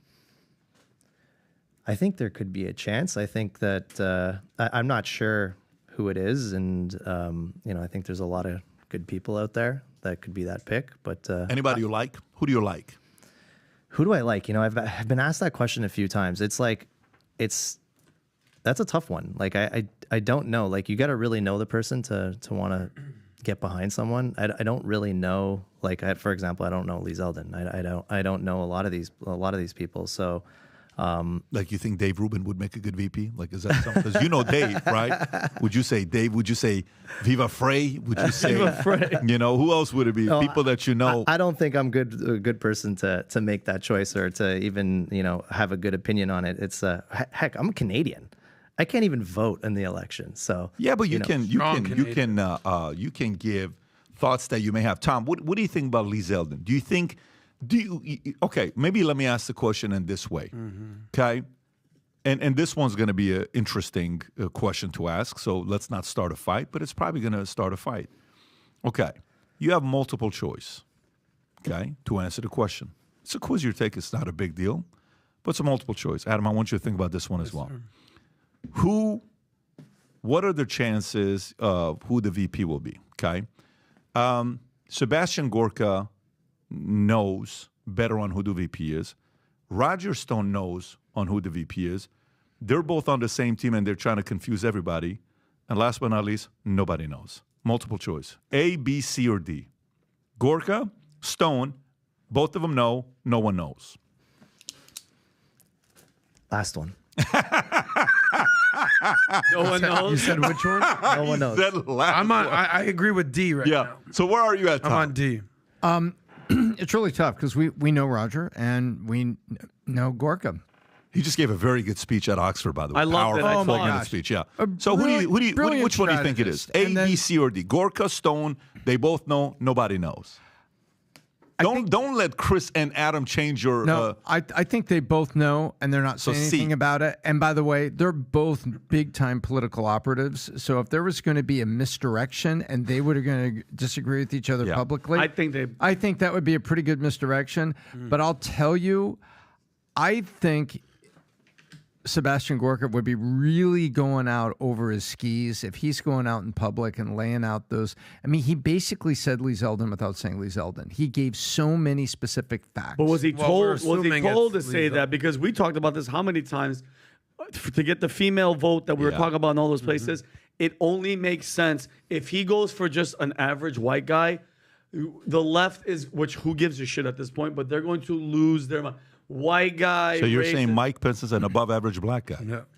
Well, the fly in his head was black. Well, if we're going to be honest, we're assuming that it's Lee Zeldin. It could be Rudy Giuliani, guys. You said a former great New Yorker. No, he made it clear it's not Giuliani. It's not. Anyway, I don't think. And by the way, he also said it's not Stefanik because somebody else. He said a guy, a man. Right. But he also said former. She's current. She's a congresswoman. But if you look at traditional politics, it makes zero sense to take a guy out of New York. The reason that he ran with Pence was to get the white Christian evangelical vote out of Indiana and the Midwest because that was a state that was that environment is looking to win. New York is voting blue regardless. Getting someone like Lee Zeldin on the ticket that has zero name recognition other than the people in New York makes actually virtually no sense. It's not going to basically, get the base fired up. If Trump could run, he would run with Trump and Trump as the VP if he has a name. Like that's how we putting his names on buildings, on casinos. Just Trump 2024. We all know that. But I think the bigger picture here is whoever he chooses is going to have an automatic path to the White House for the next 8 years. So when we talk about he talks about loyal, I need loyalty, Ron DeSanctimonious, not loyal. He's going to have someone that is undoubtedly loyal to the Trump brand and that is not going to pull on the last day of the 2028 Mike Pence and be like, I was just kidding. I'm actually not on Team Trump. So I think he's got a very tough decision to make. So where are you going with this? Do you have a name? I don't think it's Lee Zeldin. I don't think that it makes any sense for it to Lee Zeldin. I think that Vivek Ramaswamy is who the people want. Give them what they want, or I also think you get a pretty person like Kristi Noem in the mix that could give her that can give some. I heard some. I heard there's no way Kristi Noem's gonna. I was at Trump International. Not to toot my own horn, Tom, but to you spoke with the bellman at Trump International. I spoke with I spoke with everybody. No, not at all. Yeah. Guys, there's some secrets, but I mean, I talked to a lot of people there. I don't know. I don't see it being Lee Zeldin, but I do think that Sebastian and him are doing a loop-de-loop. Real talk. Have you ever heard of Lee Zeldin's name before this week? I've seen his face in Congress, but never. But he looked way too giddy. Well, he ran for governor against Kathy Holcomb. He did all right in New York, right? But he's the guy that lost, right? So I Okay, don't see so since our friend Chris here is not going to say anything about politics, let's just do other topics. Let's do something because it's either yes or no or I don't know answer. Well, I answered that. I said D. I'm gonna gave you a D. And I agreed with Let's Chris. go to the next one. Here we go. With a big sigh. a pay-per-view Super Bowl.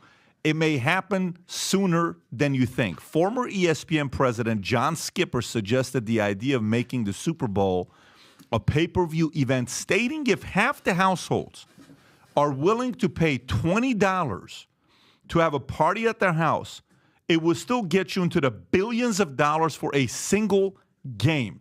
The NFL's experiment with pay-to-watch playoff football on Peacock resulted in over 23 million viewers, becoming the most viewed watch live streaming event in U.S. history and accounting for 30% of internet traffic that night. That is insane. Wow. Charging $99 per pay-per-view per viewer for the Super Bowl could potentially generate $6 billion in revenue for the NFL, which is comparable to or even exceeds the annual revenue of other major sports like NHL and Major League Baseball. Okay, Tom, do you think there's an argument here that the NFL may be doing a Super Bowl pay-per-view in the next 3 to 5 years? Not 3 years, because I think the contracts are out there. However, I think Skipper knows what he's talking about. I've not met John. I knew other people at ESPN because I built NFL Mobile back in 2007, 8, and 9. And I would say in the next 5 years, is there a chance that in 5 years it could be pay-per-view? I think that's very possible. We've talked at length what's happening to cable viewership. We talk what's happening to traditional TV. We see what's happening with events that are going on alternative platforms. We see that Peacock put a single NFL playoff game out there, basically causing it to be pay-per-view because everybody bought Peacock for a day. I did, and then canceled it. Yes, I did. And so now I'm on their list. So I think that those kind of things are tests. That became a test for NBC. Hey, you know what? We put one NFL game out here. We got $10 for how many people for a divisional wild card game? I think in the next, will it happen in 5 years? No. Will we see an announcement within 5 years of that happening? I think absolutely. Do you think it's going to happen? Do you think it's going to happen? So, is the number the number I saw was 23 million watched, right? Right. The question, the number one question here is how many signed up for that event? How many stayed on? Well, first, how many new customers did they get? Rob, can you see if that says it? Is that out there? Yeah, anywhere? I don't know if they have reported that. Because that's going to inherit all the previous customers they already had. And the question is how many people with their cable packages already had access to Peacock to begin with. So in order to properly look at it, I think... Okay, so check this out. The game averaged 23 million viewers, according to Nielsen. Not bad for a streaming service with only 30 million subscribers. So they only have 30 million. So what's their net new? So their net new, let's say maybe half that, possibly. That's still a big number. Oh no, it's a very big number, and they're paying what? I think it can go up to $10. 110 million. They say. Oh yeah, it can go all the way up to. Let's look up Peacock membership price. What is Peacock's membership price? I think Rob? they have a couple tiers, one with ads and one without ads. Okay. And how brilliant is it too, Chris? It's the Chiefs, it's Taylor Swift, it's what's his name, and those fans. We're definitely downloading or getting it just to watch her on the field. Yeah, you're going to get a whole new customer base because of this. So it's a very interesting test. But here's what's going on. The war for live sports has begun. NFL on YouTube, what did they commit? $12 billion over a certain amount of years. Even Rumble, for example, we went and bid on Slap. We went and bid and got Nitro Rallycross and Street League skateboarding. The war for live sports is finally here, and it's now, it's becoming a war against cable television, all these streaming platforms.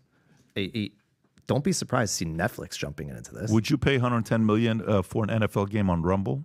Would that be a worthy number for you? We would have to metric it out, and this is how we would do it. Just the way we're looking is like, how many net new can you get, and what does that look like? If they got 23 million new subs and they're paying an average of $10, $210 now. That would be the case. Yeah, that's worth it. Or if you do 23 million, let's just say they got 25% new. Let's say 6 million. You're paying $6 on average. That's 36 million. But if half of them stay on for 6 months, you're risking a little bit. But long term, it has to be either a minimum break even or, a number of users that don't cancel and they keep it. Well, let's put Crowder in perspective. Steven Crowder's on Rumble, and he drove $7.5 million in subscription revenue in his first 5 months. That's publicly available. That's just one show. What he does is he does an hour live on Rumble, and then he takes the final half hour live on locals. The NFL can drive certainly way more numbers than that, and I think it's very possible. Like with this model, the thing is, when you have too many people buying too many different things, it becomes so fragmented. You really, it gets a lot more difficult. But for the NFL, that's a real draw. That's a real pull. What's interesting is the NFL, YouTube didn't just buy the NFL. They bought what was left of Sunday Ticket, and now it's Sunday Ticket on YouTube TV. And you have to remember what happened. Sunday Ticket. Rob, run a poll. I don't want to interrupt. Rob, run a poll. Would you pay $99 to watch Super Bowl on pay-per-view? I already did. What's the number right now? Right now, 93% said no. I don't know if I believe it. I don't know. But by the way, out of the 93%, the question would be how many of you guys would go to a friend's house who did order it?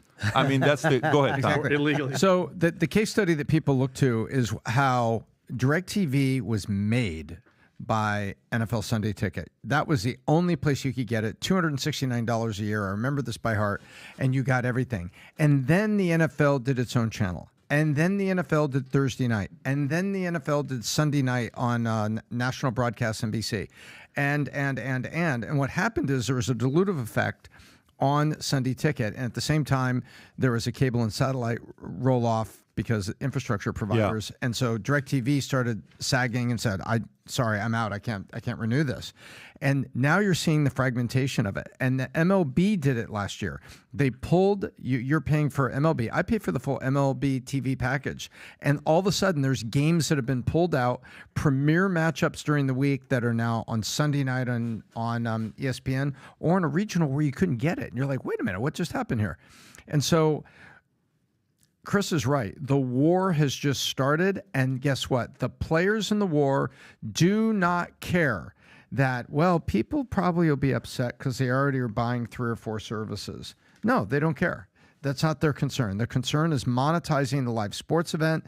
Live sports has advertising that pencils out because we used to say, TiVo or DVR, but you don't fast forward through ads on live sports. You're watching live sports. Yep. You watch the ads. So exactly. The advertising take and the advertising yield on live sports is perfect.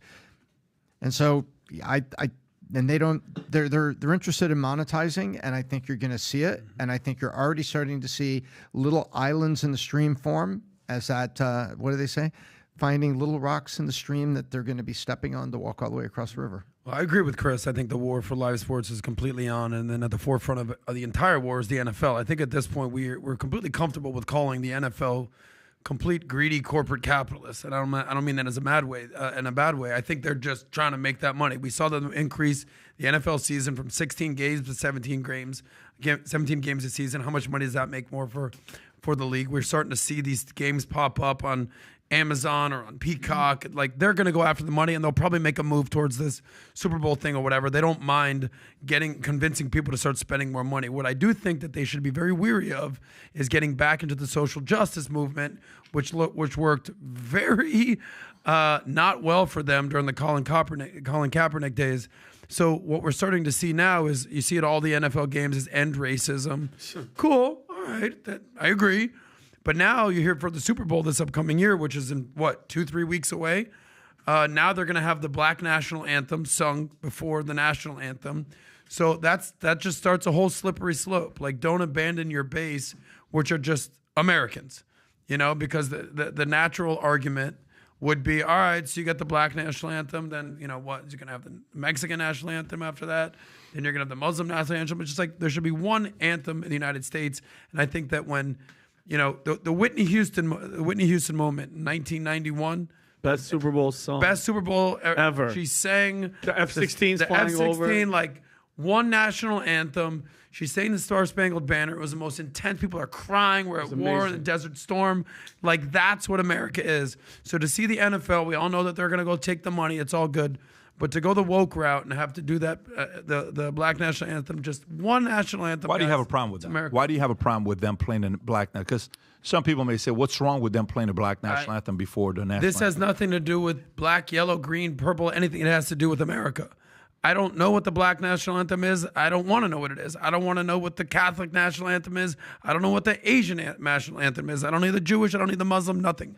I need one anthem. It's the anthem of our country, American National Anthem, Star Spangled Banner, period, end of story. Stop with all the kneeling and all that kind of stuff. Nobody wants it. I agree in the fact that, he's right. It's like, why one more thing to make people separated, make people talk crap. When you write something like end racism, do you understand how much of an unachievable goal that's such a stupid end racism? That's impossible. You can't go to Mississippi and you think you're not gonna cure racism. You're not going to do it. It's making people, what it should say? It should say, stop talking about racism. Leave it, let's just move on, bro. If you keep shoving it in people's faces, that's going to piss people off and make them more angry. You know what I mean? What's the argument for not playing the Black National Anthem? Adam gave his. Do you have a different one? No, I have nothing different. It's a country. This is our country. The country has a national anthem. Thank you very much. There are no other countries that are represented here today. We all come from somewhere, and we become American citizens in the American experiment. The national anthem is of the country. That's what we're singing here today. Thank you very much. It's Chris, divisive. in Canada, did they do anything other than the Canadian national anthem? Did they do like the first people? Hockey will do both at certain. Yeah, it'll What do do they US do? and Canadian, and typically in hockey games. No, I'm not talking about singing. Like sometimes in basketball or in Canada or in hockey, they'll play the Canadian national anthem, but it's one song, right? It's a Canadian national anthem that we'll do in the United States national anthem. But in Canada, do they ever play? Trudeau went as far as taking the word, I think, son or something out of the national anthem. But people or them? Yeah, they are. I don't know. So stupid. It's so crazy. But you live in it. You live in the country of the sport. You play that country's anthem. I'm a huge advocate of just we're building a video platform. This is a video business. Nothing else should get involved in that. If you want to do something that you want to advocate for, go do it on your personal time. And there's nothing wrong with that. All right, so this transitions me into I'm not transitioning. Focus. You're not going to. Okay, let's just clarify. Story.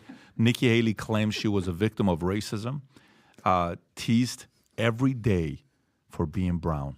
I mean, that's got to be tough. So let's kind of go through this. Where did the brown go? She's white. No. She looks really white. Vinny, you got to respect the story. Just please, I'm sorry. a little bit compassionate for people's challenges in their life. So let me read this. Hang tight for me. All right, here we go. Republican presidential candidate Nikki Haley claims she was a victim of racism in her early childhood. During a recent interview, Haley was born in the U.S. to two Sikh parents from India. Thus, Haley claimed while speaking with NBC Sunday caused her to have a difficult upbringing while growing up in South Carolina. We were the only Indian family in our small southern town. The Republican said I was teased every day for being brown. So anyone that wants to question it can go back and look at what I've said on how hard it is to grow up in the Deep South as a brown girl. During the interview, Haley also noted her hesitancy to name slavery as a cause of the Civil War. While on the campaign trail, the response, she said, was due to her believing such information is automatic. If I didn't mention slavery on that day, it's because that's an automatic. She said the Civil War has always been known about slavery. So watch this. Nikki, this is why I have a problem with your approach and why so many people we talk to in the street, regular people, not elitists like you. I'm just talking regular people who will look at you and the way you're packaging your candidacy versus Vivek. Okay, Vivek never uses color as a feel sorry for me. Never. You use it to get sympathy. Okay, Vivek, the people who are voting for, he's also Indian. Okay, he's not sitting there saying, I was teased for being brown. Okay, there is no feeling you get from Vivek for being a victim. I posted a video the other day, and by the way, we did this video while I was in Palm Beach. I want you to see this here, Adam, because most people think I made this video because of Vivek. It just kind of timed perfectly. I'm going to show you when I posted this video, Adam, and I want you to tell me the date, okay? Mm-hmm. When is the date for this video? Okay, boom, boom, boom, boom, boom. Here's the date. What's the date? January what? It says January 15th at 4:57 p.m. Can you pull up when the Babylon Bee story came up about Vivek and 7-Eleven, okay? And it's just so accidental that the timing of it was perfect. What's the date? Is it that one? Go to Babylon Bee website. Okay, what's the date on that? 16th. That's the next day. The next day. So they were inspired by you. I get this video and I put it on Twitter, not thinking anything about it. But watch what Vivek does. Go to Vivek's Twitter account. Vivek says, thank you for coming, and don't forget to grab a Slurpee. He's got a sense of One humor, side, if I would have done this with Nikki Haley, she says, this is why racism exists. What does Vivek says? Please grab a Slurpee on the way out. Nikki, America loves Vivek for this reason, and America is sick of the bullshit that you're doing to say, here, feel sorry for me because I was brown as a kid. Cry me a flipping river for taking that approach. America's fed up with these types of comments, okay? You made it to the top. Instead, the message could be, look, everybody has their own set of challenges of coming to the top. We all have ours. You've had yours. But look, what racism? Look at me now. We've had a black president. We've had all these people that are winning at the highest level. Why are we making this a big deal today? Rather, you use it as a method of trying to divide and need some sympathy votes for people to feel sorry for. Again, it's not attractive. From a leader standpoint, it's not attractive. And by the way, somebody said something yesterday. It was so interesting. They said, Tulsi Gabbard is everything Nikki Haley wished she could have been. Wow. Okay? Wished she could have been, and she's not. Versus Nikki Haley is closer to a Hillary Clinton than a Tulsi Gabbard. No doubt. People want somebody that's real, that's talking to you. She does not give me that. And the by the way, more she talks, the more feeling I get that her and Hillary are related. 100. And by the way, can you go back to that video? Just how my grandmother once told me before she passed away, never trust anybody that has leather shoulder pads. Look at what the hell whoever picked That's that what Grandma outfit, told you. My grandmother said, never trust. That's wise, by the way. Pat, dude, look at what the collar. Never question Assyrian wisdom. Thank you. There it is right Respect. there. But by the way, you got to give credit to Vivek Ramaswamy because he never uses the race cards. He never uses it as an excuse. His whole argument is against wokeness and DEI and ESG. So it's antithetical to what he stands for. What he tweeting about the Slurpee. That people thought that he was going to be upset. He leaned into the joke. That's amazing. You saw that what he did the other day. UPS did a big tweet and he retweeted, "What could Brown do for you?" Like Vivek don't play when it comes to jokes and race. He enjoys it. It's just unattractive. It's just nothing about. By the way, it's like the whole Jussie Smollett. Like you want attention. Juicy Smollett. Juicy Smollett. Yeah, my bad. But it's like she knows she's drowning. So what card do you play? You racist. Feel bad for me. As if that's gonna get you votes. She's dead in the water. Tom, be honest. For you, a man that's open-minded, do you sympathize with the level of racism that she experienced as a child for being brown? No, I think Elizabeth Warren has been completely exposed for the things that she... Oh, wait a minute, I'm sorry. We're talking about somebody else? Oh, yeah. Nikki Haley. Well, Nikki Haley has once again played the Elizabeth Warren card, trying to use... So unattractive. Trying to use color, race, or association to create affinity, but it's affinity not with achievement and anything to be proud of. It's affinity with victimhood. And I think the whole victimhood thing is disgusting to people. I think that's what makes Vivek, attractive to people in his message. He said, so you know what? He's not a victim. He's just getting up there and he's doing his thing, speaking it, and he is who he is. Who do you think's decision that was to do that? Because, I mean, she has a team, right? Is that her decision to bring that up? Or somebody goes, you know what? Go for the brown racist. It's her strategists and handlers that are telling her, don't bring up slavery. Guys, that's what they didn't want her to say. I'm going to tell you this. Go ahead. I'm going to tell you this. It's 100% her decision. What are you talking about? It's your decision. Everybody can give me feedback, whatever they want to give me. I made the decision. I'm a shot caller. You're a shot caller. That's your decision.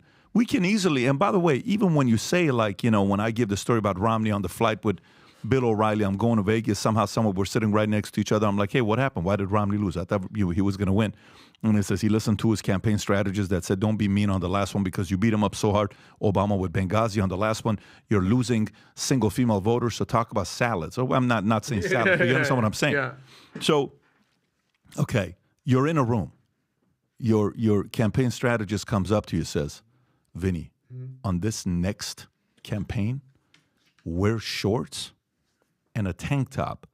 Show your tattoos in the debate, because if you do, you're going to get the single female vote, and middle America is going to like you. How short are the short? Now, if you do it, if you sit there and you say, what a freaking great idea, you deserve everything you get, okay? Everything you get. You're going to be very famous 100%. to show up there on stage and do your thing. But, that's the part where you got to make a decision and say, look, this is my brand. You know what my brand is?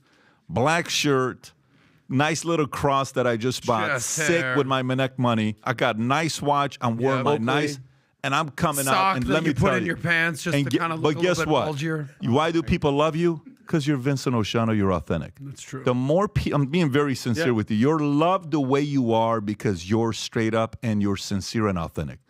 And some of these politicians just don't even know how to do that. Let me go give a speech here to when these guys are. I'll flip again, come and give the speech here to when these guys are. I'll go over there and give this guys. Say what you want about DeSantis. Whether you like him or don't like him politically, he is who he is. I asked him a question about his boots. I was hoping he would do something so people would laugh and he would laugh at himself, kind of like a self-deprecation moment. Guess what? He doesn't know how to do that. He just doesn't have that. Vivek has it. Trump has it. Clinton has it. Some people have it. Even George Bush has it. Remember, he went on and, oops, or, all these other things. I'm not talking Governor Perry, but even George Bush, he knew how to laugh at himself. It's a very interesting thing to have. America likes that. He doesn't know how to do that, but at least he stayed very consistent. He shared his values. And America said, no, man, you're not number one. Maybe you'll have a different job. But Haley is... Well, I think part of the reason that you're upset by this, probably a lot of Republicans are upset by this, is because typically identity politics and race politics is owned and operated by the left and the Democrats. What are you doing? So, that's how we have a vice president named Kamala Harris, because they weren't looking on meritocracy, they weren't looking on policy, they weren't even looking at personality, quite frankly. They were looking to check a box for the VP, and boom. You know what would make end up sense, with though? her. You know what would make sense, though? Yeah. Here's what would make sense. Okay. Tom, Chris, odds of this, okay? You know how, when's the last time a candidate from the right left the party? Who's the last person that left the party? What do you mean the candidate on the right? Somebody from the right that left the party. RFK Dick just Cheney. left and went and became a what? He became an independent, right? Yeah. Tulsi left the left, and she went and became an independent, right? Yeah. But when's the last time somebody on the right left? Not to go to the left. Sometimes No, go to the center, yeah. Republicans leave to go to independent status. Right. Right? Guess what, Nikki Haley? Maybe that's a good strategy for you. Exactly. Go be that. Go be a, center left person and use your skin color, racism and female and women and all this stuff.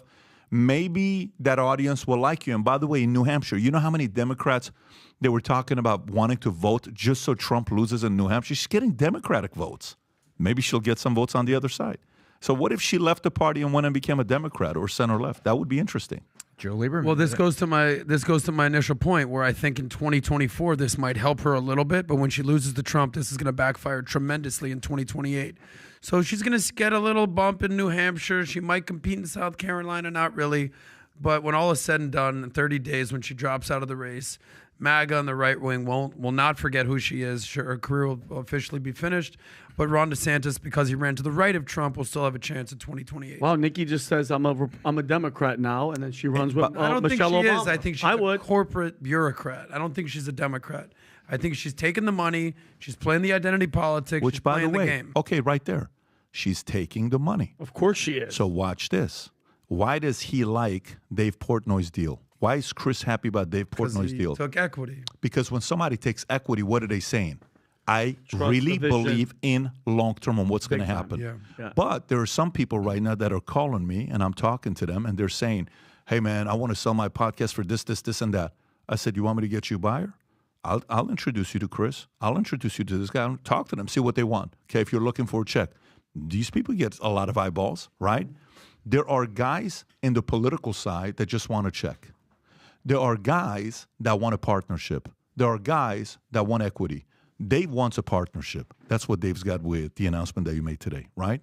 But I think Nikki Haley, obviously, going and sitting on the Boeing board, that's money. You didn't go to Boeing because you're like, oh my God, I just love the planes you guys make. You guys change people's lives with these doors opening and the plane in Miami Engines on fire. burning. Isn't that great? It's like better than fireworks. I love you guys. You guys are awesome. Can you play the video of the Miami plane Boeing just on it's fire flying? exciting. The lady is screaming, saying, what the hell is going on?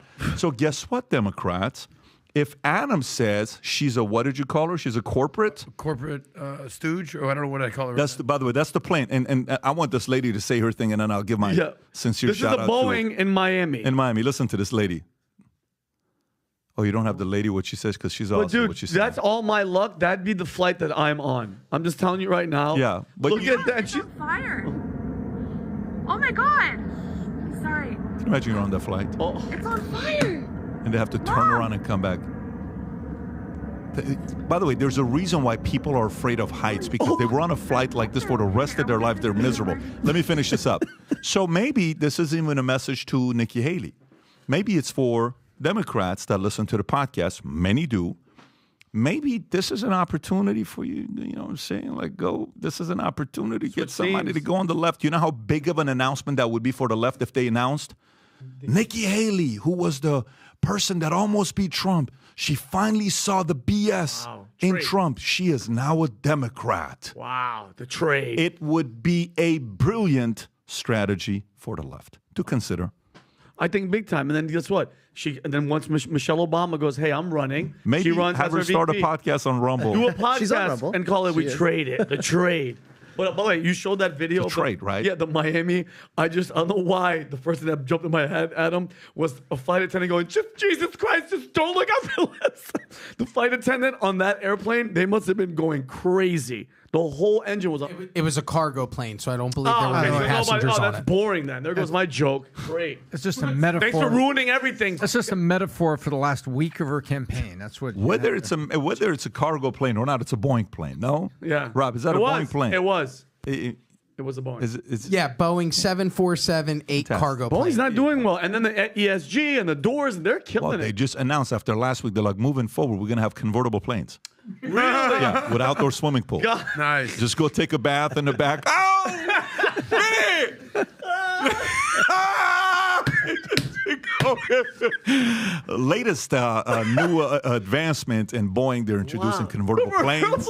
And by the time the flight is done, everybody's got slick back hair. Forget about Botox. You're going like this. And frostbite. Anyways, folks, this is a joke. Don't go share the story with others. Boeing is introducing convertible planes. That wouldn't work in today's economy. It would be a bad the idea to take fiery that flight. skies. Anyways, we got a lot of other stories to cover. We'll do one home team together as well. This has been my a God, blast. Chris, you the man. Happy for you. Congrats. Big bro. deal. Phenomenal story to go from where you're at to where you are now. And, dropping out and, doing what you're doing with websites. And then all of a sudden you build this thing and turns into 60 million people visiting the site, getting millions of eyeballs, some of the biggest brands choosing to join you with Rumble. Very excited for you. The part for me that I'm most excited for Rumble, I said this a year and a half ago when the whole Spotify thing that happened. Yep. Not even a year and a half ago. I said this 2 years ago when we sat down at the house. We were talking late at night after we had dinner at Casa D'Angelo. I said, this is why I trust capitalism and I love capitalism. Because when YouTube was doing what it was doing, censoring videos, then what happened? A guy like Chris said, look, that's not cool. We're going to make it work. Trust me, guys, running a business, it is 100 times harder than you even know it. A lot of people say, oh, look at this rich guy, got $400 million. Do you know how many sleepless nights this guy's had to probably get the business to where it's at today? That's why I respect him, because it's hard to be an operator. It is harder than you even think it is. It's very, very hard to be an operator, never to give up. And all these people creating content because somebody was stubborn enough to not take all the pushing, the bullying behind closed doors, and he stood calm. He believed in his stuff. Family was backing him up. And then now you build something like this. But I love capitalism. I trust capitalism. Capitalism makes guys like you come out and say, no, that's not cool. I have an idea. I think we can do it better like this. Capitalism says, you know what? I'm worth $300 billion. I can date anybody out there in the world, and I probably have. And I got some money. It's around $300 billion, not that much. But you know what? Not as if my life isn't crazy enough right now. I'm going to buy this company called Twitter, and I'm going to pay $30 billion more than what it's really worth because I believe freedom of speech is that important, right? Then Daniel Ek, when they try to trash, what do you call it? Rogan on Spotify. Rogan. He said, no. Listen, I'm over here in my country. Don't bother us. You Americans trying to turn everybody into this and this and that. We like what Rogan's doing. We're sticking with them. Rumble, you know, Spotify, Twitter, X now. Many of these guys, due to capitalism competing, force their competitors to sit there and say, maybe we are not making the best decisions right now. Maybe we ought to take a different kind of a route. And I applaud you. I respect you for doing that. Again, Rob, if you want to go back to Minnect, for some of you guys that watch this and you want to give this man a shout out or ask him a question, how do you go through the tough times to get to where you are today? Just make sure don't ask him political questions because he's going to say yes or no. Skip political questions. You can Minnect with him. That's his QR code at the bottom. But definitely do give him a shout out for him being on the podcast here today. Take care, everybody. Tomorrow morning, we are back on, I think, Home Team tomorrow. We got 40 stories we haven't gone through that we will get through tomorrow morning. Take care, everybody. Bye-bye, bye-bye.